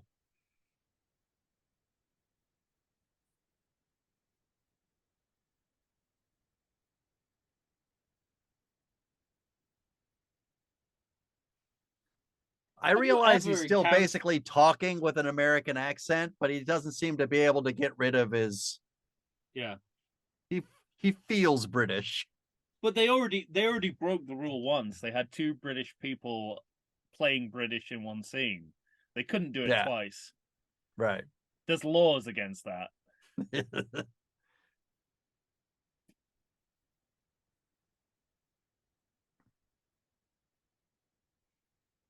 I remember first really clocking that must be a policy when I saw Clifford the Big Red Dog with Jack Whitehall being forced to play an American.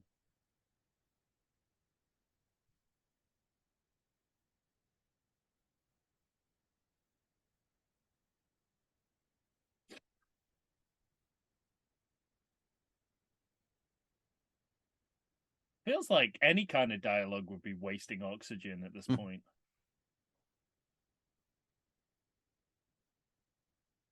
Or not.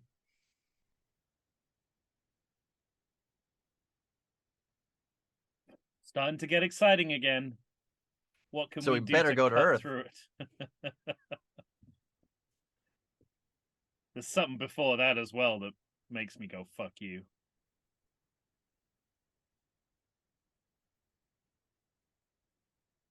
He just dropped down like there was gravity. Well, this is it. Let's pretend that the ship has an artificial gravity, whatever. Otherwise, none of this makes sense.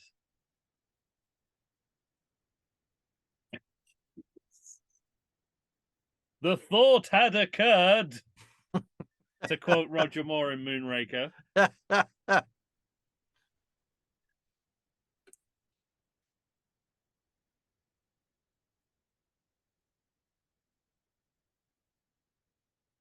Yeah, you wouldn't end up there if you can't jump in space like that, can you? That was fantastic.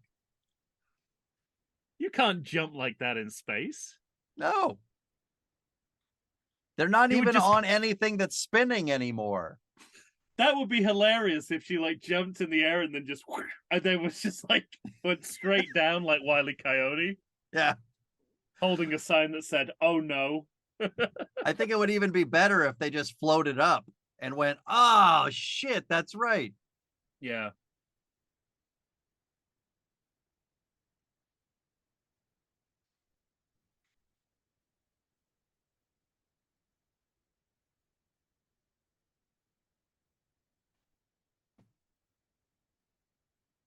Yeah.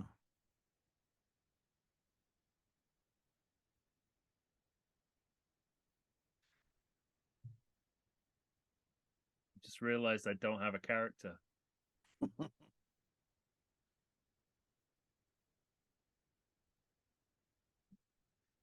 Did he have as much trouble doing an American accent when he was Martin Luther King? I can't remember.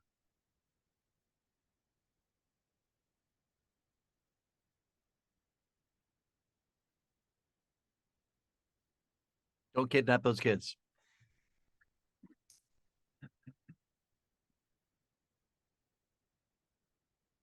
It's okay. You really look like her. No one will ever know you murdered her.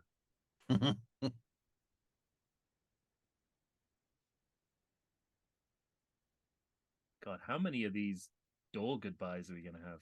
Right? Another Star Trek Discovery trait. Saying oh, goodbye. Wait, he let her go, but not him? Oh, yeah, he's sacrificing himself. But what about Ortiz?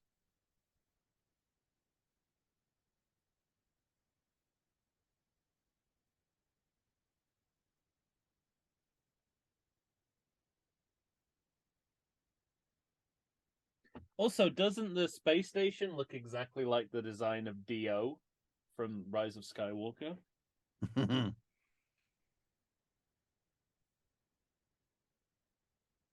Can't be a coincidence.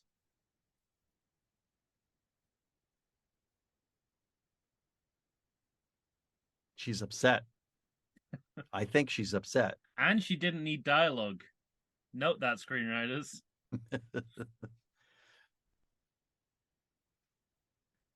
Oh, I'm floating in a tin can.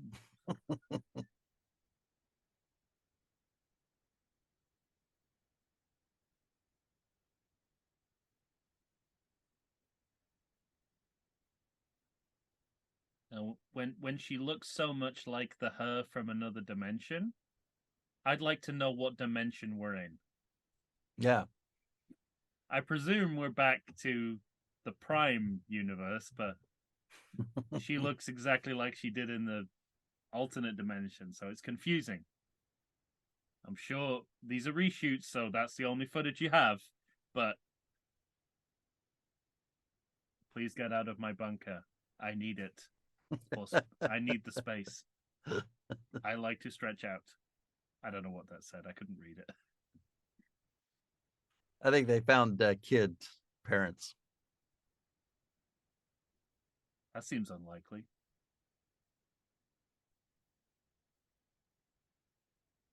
Did you know that we have energy supply problems and you're in space now and I'm here? And monsters.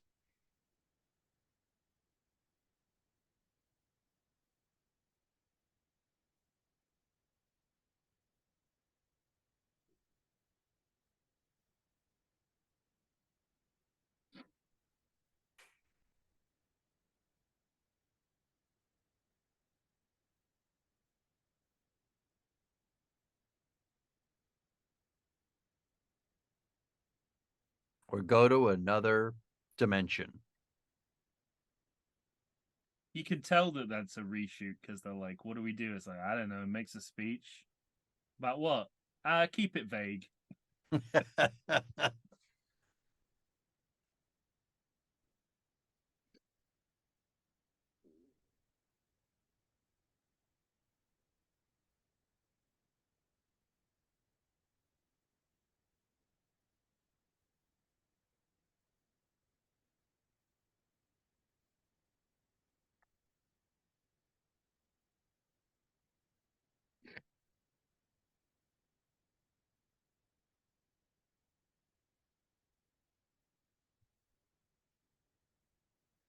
Does she still not trust him? Is that what we're going through now?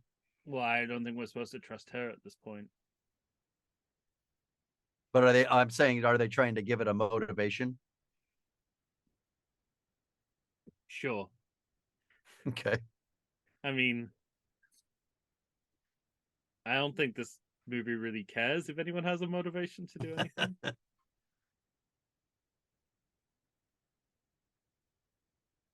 I think they owe Toy Story some money for those Buzz Lightyear outfits. Yeah. That's terrible.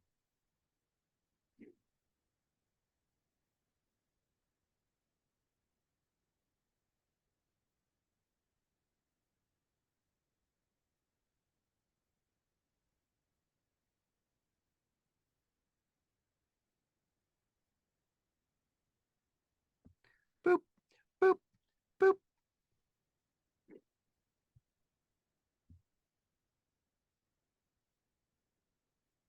So, yeah. See, her kind of um her turn to villain makes me think that this is kind of like the mirror universe from Star Trek, Mm-hmm. which they explore in Star Trek Discovery, which features several J.J. Abrams collaborators. And I use that word in the Nazi sense as well as just the artistic sense.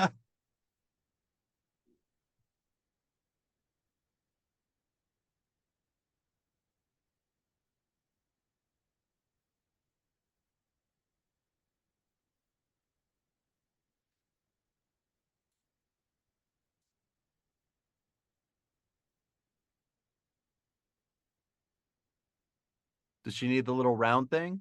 Mm-hmm. I think so. I believe that's the firing case. Seems like All the right thing then. it's in would be the firing case, but what do I know? I'm not a scientist. Neither are these people, apparently, but that's fine. Yeah. Oh, she stepped into the red. She must be a villain. Yeah.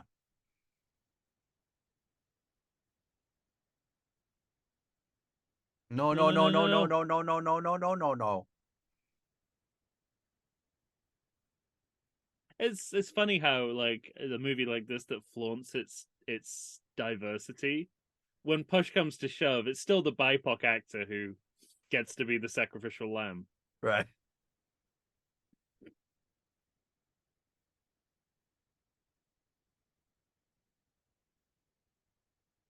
Well, it's clearly evil down there because it's full of people like you.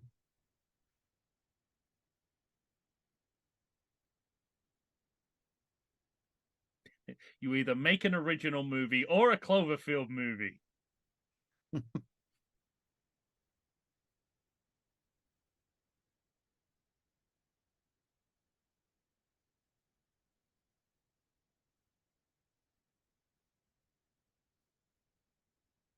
That's not really answering the question.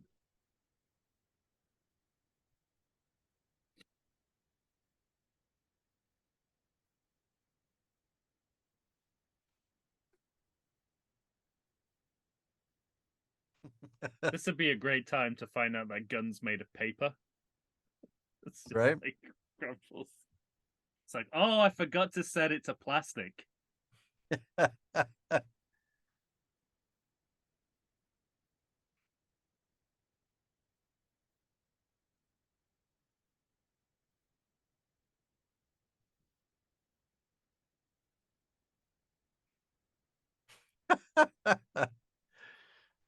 whatever this chair ought to do. Sunshine, there's another film it rips off. Yeah. You ever seen Sunshine? I was thinking of that movie earlier, actually. It's that shot of the sun in the background. Because it's good. Me. It's okay. It's better than this, that's for sure. Even that's just okay.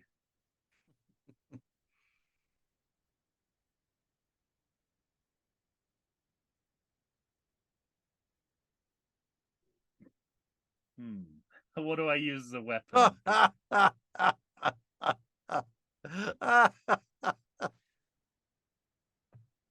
Can you believe that?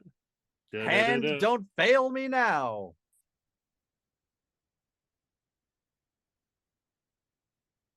I really thought this was going to be a Chekhov's arm situation. You don't cut someone's arm off in the first act without using it in the second act.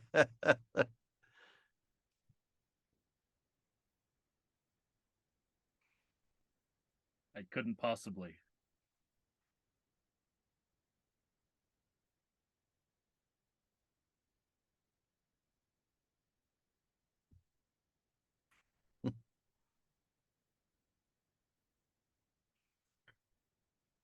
I mean, I knew she was going to become the villain, but for some reason in my head, I thought I would understand why, or it would be somehow more compelling. Right, and it just seems to be that she comes from a universe that's more predisposed towards evil than the one we're in. Yeah. Which is the mirror universe.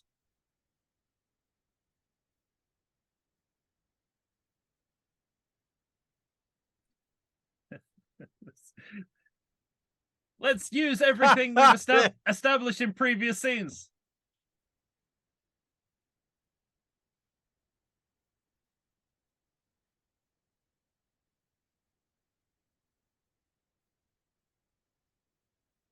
See, ventilation is the solution to all the problems in the film. The problems. This is like a product placement for like a ventilation company.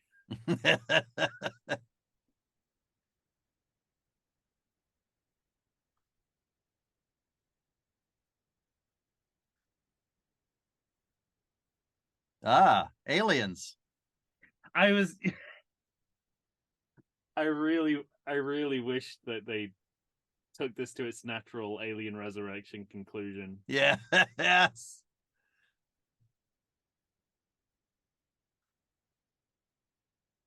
But I think they've already spent their body horror budget by this point. Right. We've already seen. Oh, I guess they were in water. Mm-hmm. Because you just in space, you just freeze, right? You just freeze and then hang about for a bit. You don't roll into the distance. Yeah, in Guardians of the Galaxy, it takes longer than you'd think, though. Really? That film that has a talking raccoon?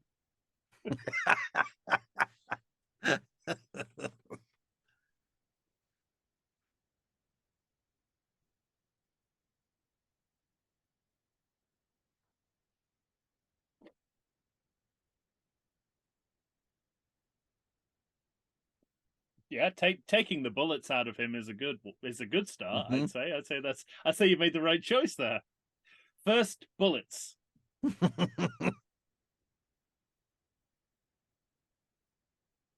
Oh, that was easy.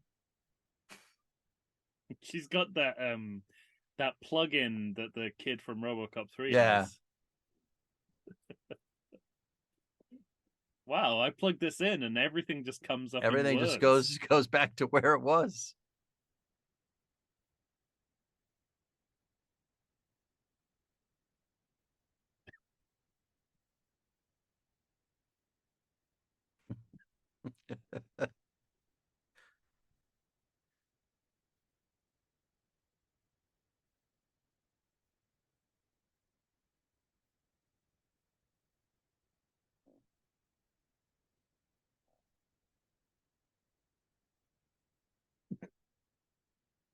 Or us.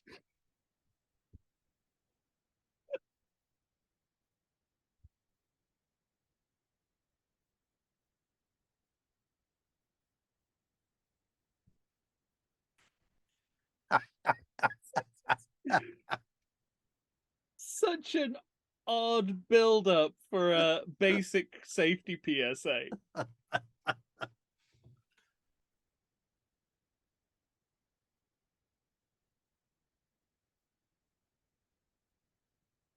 Hug your kids, damn it.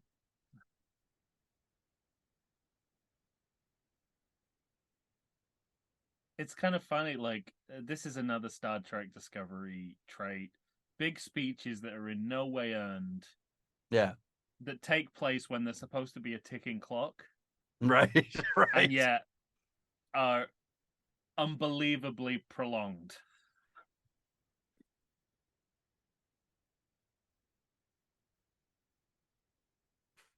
Now I'd like a cutaway scene of her getting this message on the other Earth and going, yeah, fuck that. I'm leaving those power cells right where they are. Oh, just seeing it and like, oh, I'll listen to it later. Got shit to do. A message from me, stupid. And also, like, as if you'd be like, wow, that's so sci-fi. I can phone my own voicemail. Leave myself a message if I want to. Space Dock.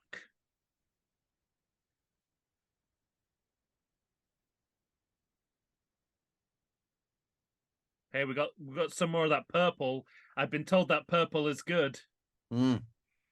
Purple means success. Why would they assume they'd go back to where they were as opposed to going to a third dimension? It's a trope, isn't it, of the parallel universe thing. I'll let it slide. Although the better parallel universe stories tend to address that time shift. Mm-hmm. There's a great Doctor Who where they're in a parallel universe that's like minutes ahead. So when they get back, they've got to do everything in like a few minutes. It's great. Yeah.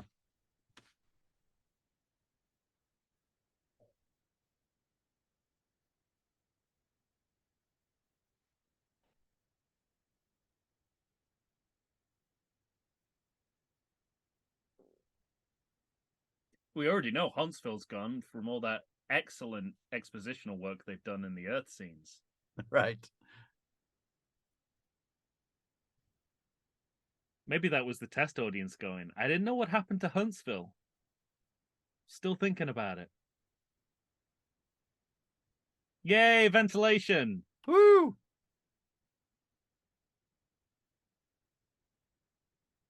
Oh, that looks like power output's going high.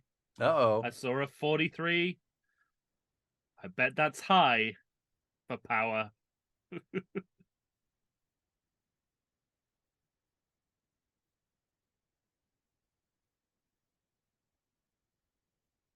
That shit's working.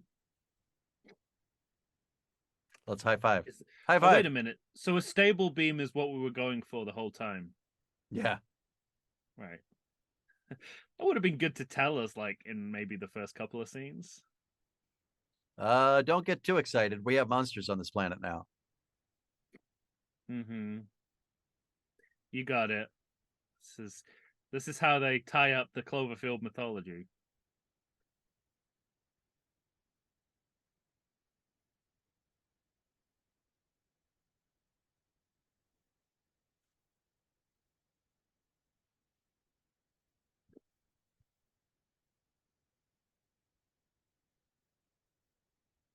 You can't get phone calls in the bunker.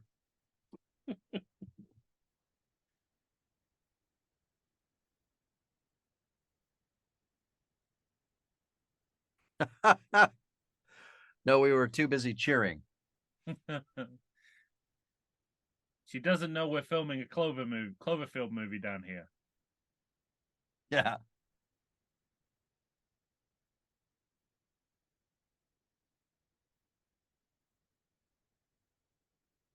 They really think they're doing like dark sci-fi twist a la Planet of the Apes. Yeah, I know. Halloween 3. Not even M. Night Shyamalan would do this and go, I've got it. This is more like the Planet of the Apes reboot with Abraham Lincoln.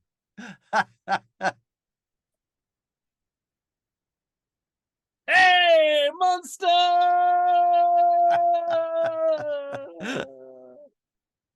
Hey, 2 roars.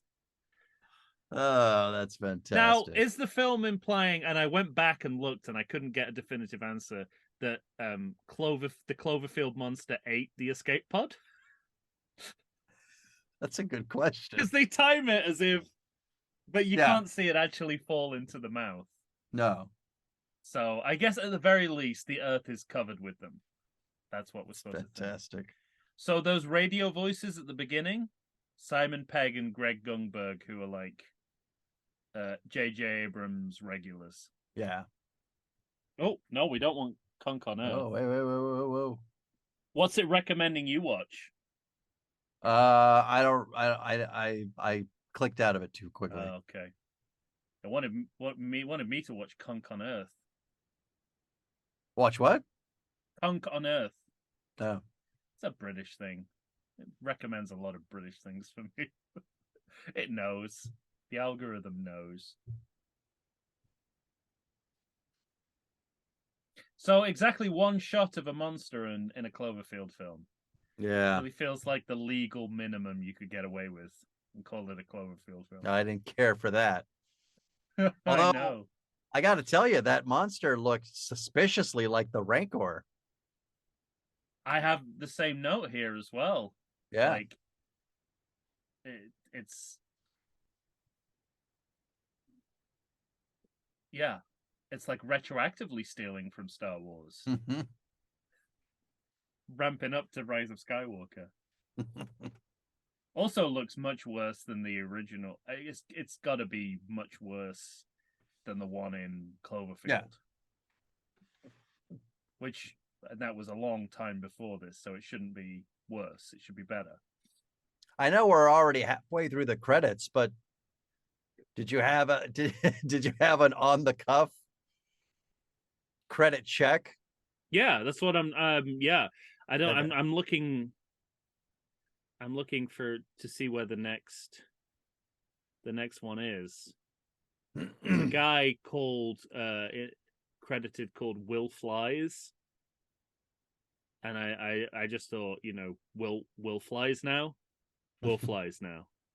It's like no one with that name should be involved with a J.J. Abrams production. Bear McCreary's pretty good at this neoclassical film score thing. Really needs to be attached to better science fiction films.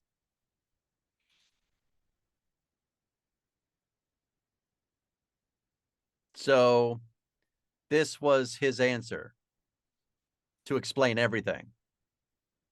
So he claims, but that's what I mean about a mystery box. He puts stuff out there and never follows up on it. Hence Lost. Rise of Skywalker. What else? What else has he done that with?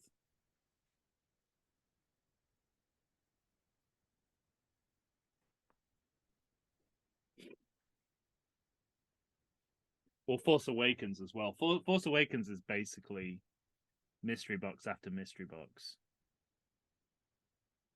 Sure. It's like a game of deal or no deal with Star Wars characters. I wonder if the vast number of Chinese visual effects artists tipped the decision to have Tam speak in her native language. It's like, we got so many Chinese people involved with this film, we've got to throw them a bone.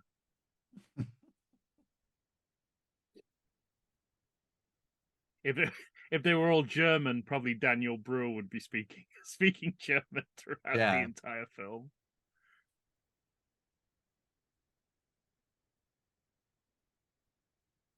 It's funny. It's just like it's so much work put into a movie in terms of money and the actors you cast and. Yeah, well, that was it. I mean, that's what tipped just the balance. Kind of lay a turd. That's what tipped the balance, really, is they knew they couldn't make their money back from a theatrical release, so they shipped it off to Netflix. And it didn't do as well as they wanted it to on Netflix, even. LiDAR scanning by the LiDAR guys. I just saw that. Almost seems too easy.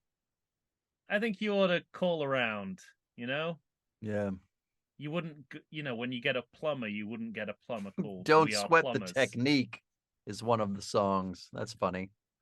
I feel like if you were gonna, like search for a plumber, you wouldn't go with like a service called We Are Plumbers.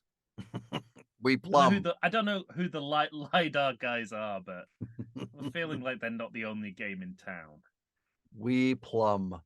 I don't know what LiDAR scanning is, incidentally. Netflix. Well, me neither. There we go. Well, so reactions. I mean, it's pretty stupid. It's very stupid, isn't it? Which is never a good look for a science-based film. I'm reveling and astounded by this idea of the B story of going back to Earth constantly. Oh, yeah. I mean, it's just sort of. So you said that was an audience idea? I guess so, although I'm starting to wonder if it was a combination of we needed to turn it into a it was You People. They wanted me to watch You People. Oh, okay. Want you to watch like real stuff, not like me. I'm guessing it was probably a combination of we need to like add scenes to make this a Cloverfield movie and test react like, but the test audience, there must have been a cut of the film as the Cloverfield Paradox. Yeah. For test audiences to react, which sort of suggests that it had even less to do with Cloverfield before those reshoots, because that's where most of the information is on Earth. Yeah, right. I mean, maybe it literally was they had that one shot. They had the one shot of the monster, and that was it. Before they added in any of the other stuff. We can't afford any more monster. Right.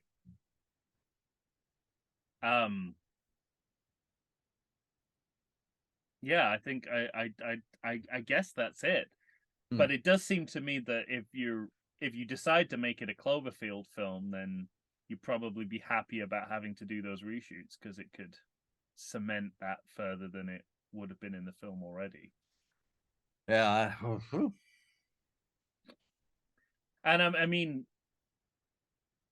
so you've seen all the Cloverfield films now, as have I. It says right at the bottom for me. Oh yeah.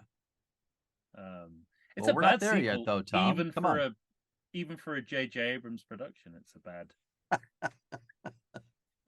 The king of bad sequels. It's what he does. It's his raison d'etre.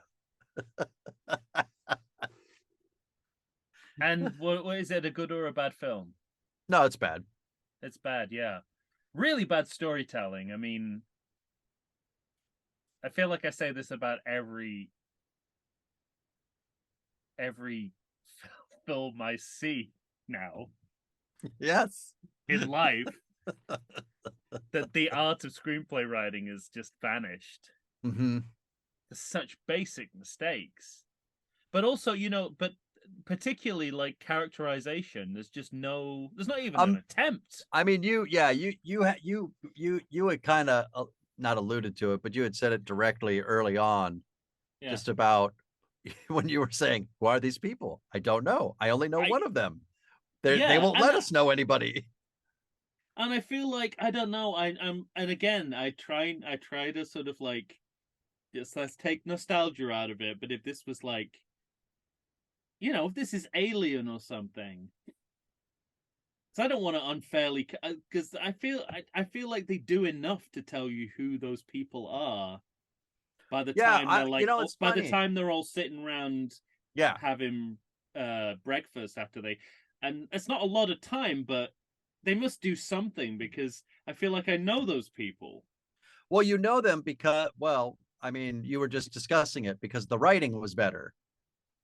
So when you get those people on the ship and you get Yaphet Kotto complaining about the shares. Right.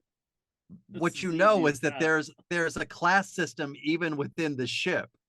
So the two grunts who are making the least amount of money, like that's a very human thing. So you get to know about them, that they on this ship in outer space that feels blue collar. There's a blue collar level of worker. So what's the whereas difference? This was more of a soap opera. This was I don't like you. Yeah, you go straight into yeah. You sounded just like the guy from the cantina then. I don't like weirder. You'll be dead. God, I would have loved him in this film. Yeah. It would have been better than when he was in Rogue One for some reason. Yeah, I just like what are screenwriters missing? Are they just like, if we do the trope? Because they're obviously thinking about, oh, like in Alien. It's like you don't have much time with those people, but you figure out who they are. Mm-hmm. It's like they just don't know the. They don't know the basics. Like they don't know the basics of humanity, of how they don't people work. Have the base. It's like they don't have the basic grammar. They just have the trope. Yeah, and they think the trope's enough. Like when Hamilton gets out of her bed, like she wakes up, and it's just like Ripley waking up in a sweat in Alien at the beginning of Aliens. Mm-hmm. And it's like, is it enough just to tell the audience that that's what you're referencing, and let that do the work, and add nothing to it? I think they think it's okay to do that. Because, I mean, even for a film made in 2018, a science fiction film in 2018, I understand it's hard not to be derivative.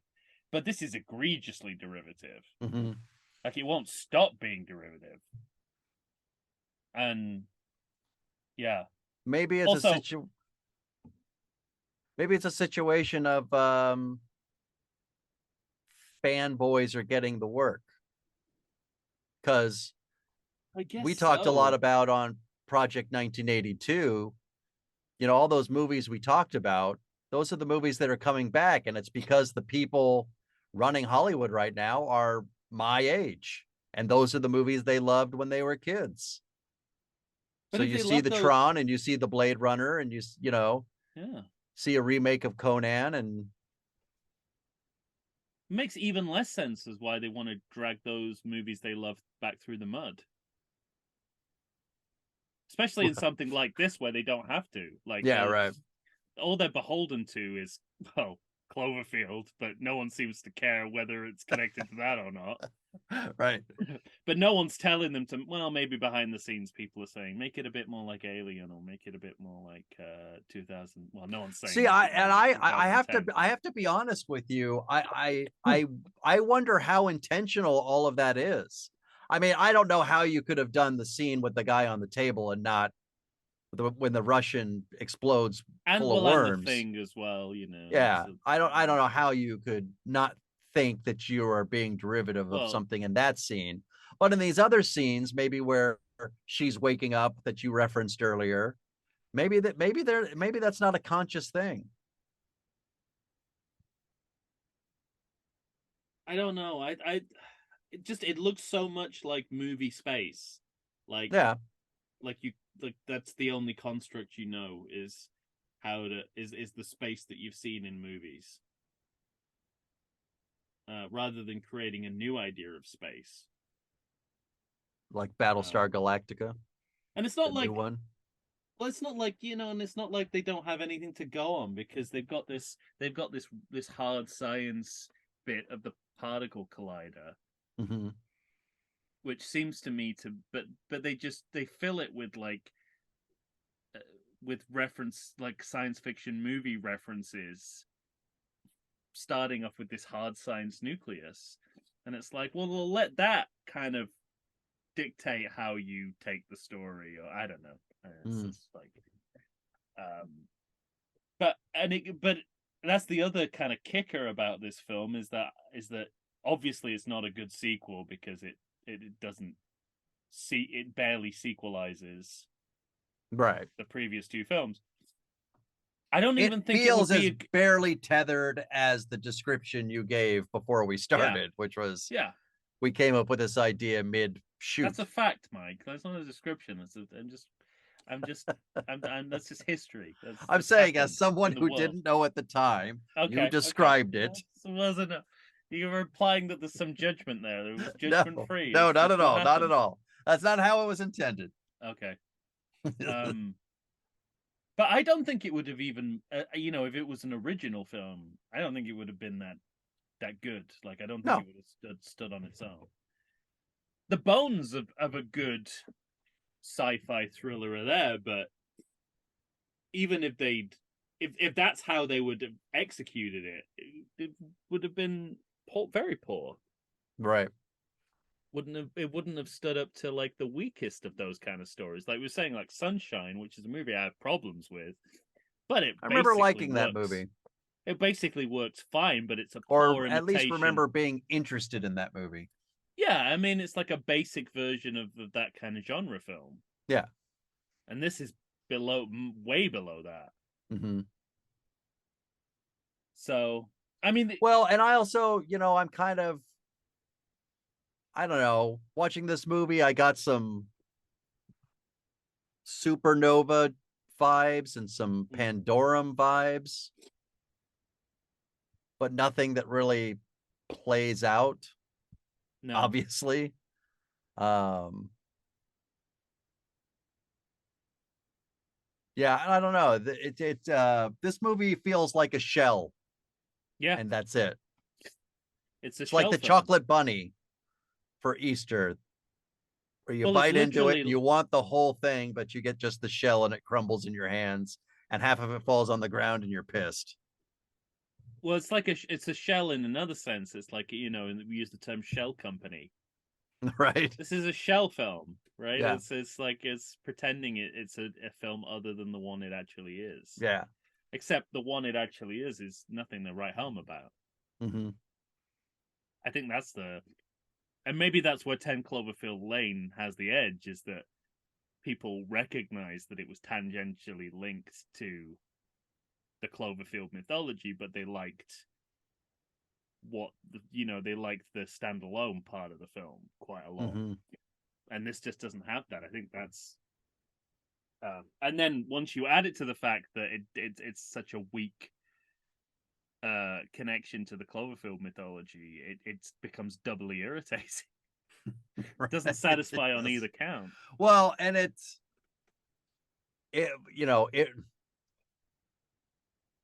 in a movie full of grievances, one of the biggest problems you're going to have is this idea at the end where they get the beam and it's working fine.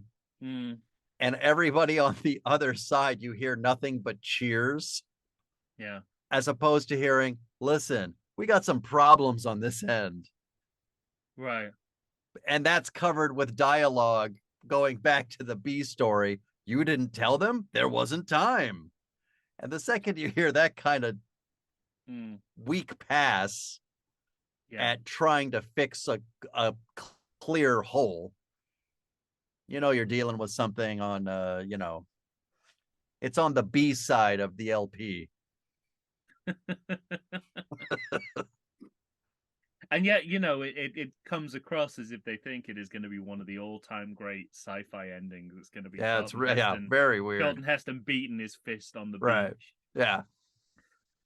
Tom Atkins shouting into the phone receiver at the end of Halloween 3, which I consider one of the great cliffhangers. Anyway. Of course you do. I have different standards for everyone else. Well, it's dumb. There we go. It is, yeah. So I don't know. Let's go back to. But it's not very fun either. It's not fun in its dumbness, That's apart from Chris O'Dowd. O'Dowd. I'm cosplaying as throughout my life, apparently. Not just now. I've been mistaken for Chris O'Dowd quite a lot. Nice. And I have to. It's like when people get close and they realize that I'm more like a chubby Chris O'Dowd, and then they're like, No, I just saw you from a distance.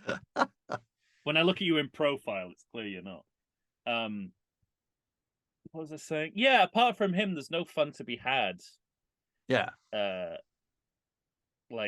And all of his fun seems misplaced. It's like he's in a different movie. And I think you spoke to it. Like, you don't know if it was written that way or if he was just making the most out of it or if it was actual improv. Yeah. That's not good. I mean, I think it's that kind of writing is so commonplace, so sadly commonplace now. That sort of half in, half out comedy. Mm-hmm. And it all depends on how adept the actor in charge of it is. And it stands out way more when it's someone who can't do it or it's not right for them. Yeah. So when Chris O'Dowd does it, you're like, oh yeah. I mean, it's like it makes me chuckle. But you stand back and think about it, and you think about what it could have been if Chris O'Dowd wasn't naturally funny, and you're like, oh shit, right. What are we wasting our time with for this? Well, I believe a dance party has started next door, so might have to wrap this up. Just keep the recording going, and then all the music will be taken. We'll put this on YouTube, and all the copyrighted music will be gone. So it'll just be us silently going like this for hours and hours. People will be, God, since they started that Patreon, those two guys have lost their minds. They really lost it. Well, anything left? No. That's it. Yeah. All right. Thoroughly underwhelmed. Yeah. That's a dumb movie. Yeah. So it is. Yeah. It's a shame. Yeah, it's a shame. I mean, of all the J.J. Abrams properties, Cloverfield is one of the ones I mind least. Serious. This and parts of Lost. Yeah. Quite attached to. The rest, no, not for me. The first season and the first episode of season 2 of Lost. Wow. I mean, I didn't make it that far. It gets that bad that quickly? Yeah, I mean, it gets...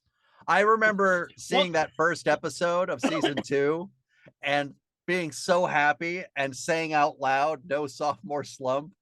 And then right after that, I was like, this show's getting weird and dumb. I guess when you staunchly refuse to answer questions that you yourself has posed, the kind of gloss of that's going to wear quite quickly. And that's how you end up with Star Trek Into Darkness. It's like, well, we're just gonna carry on. Yeah. We're not gonna capitalize on the potential. No. We're just gonna carry on. All right. We'll get there one day. One day. Mm-hmm. Well, ladies and gentlemen, thank you for joining us for yet another watch along. We're back. Back, baby. So, I don't know what we're doing next, but Tom will come up with a plan. Yeah, we're gonna try and, we're busy people. We're our schedules have to accommodate a lot. Life's weird right now. We're gonna try and get one of these out at least every couple of months. Yeah, which and they're still for free, so we're not gonna enjoy them. Charge. Yeah. And we'll have. And I think that's still pretty good value. Yeah, we've got we're out there producing free content for you still. We've got our regular feed, and we've got our give us some money feed. Yeah, I don't want to hear any of you guys have changed since you started taking our money, and none of that. No. We haven't earned enough money to change yet. I was hoping that would be subtextual, but okay. Yeah, so please check out our Patreon if you like the look of it. Throw us a few bucks. Throw us a few bucks a month, and you can get up to 2 bonus episodes. Good times. Yeah. All right. We're already building our repertoire. Yeah, we are. That's it for the The fuck's this movie called? The Cloverfield Paradox Watchalong. You literally have it on your screen right in front of you, don't you? No, I clicked it off. Oh, okay. Finally. Wow, a title that you forget as soon as it is out of view. That is saying something. I'll say. And we'll be back for another watch along. Until then, yeah, find us on Apple Podcasts or Spotify or wherever you get your podcasts, and we'll be back. Patreon. Say goodbye to everybody, Tom. Hey, the worms are missing. Guys, the worms are gone. Oh, he did use his watch. He did speak into his watch. That wasn't the first time they did it. Damn it. So maybe his watch hand was in the wall. I think it was his left as well. Yeah, I think you're right. No, but his right arm was in the wall. I just feel like sometimes they're speaking into that watch and sometimes they're not. Yeah. I bet one of the actors just did it naturally, and then they picked. Is there never a moment where they're going like hand to ear? That they no a horror style. Yeah.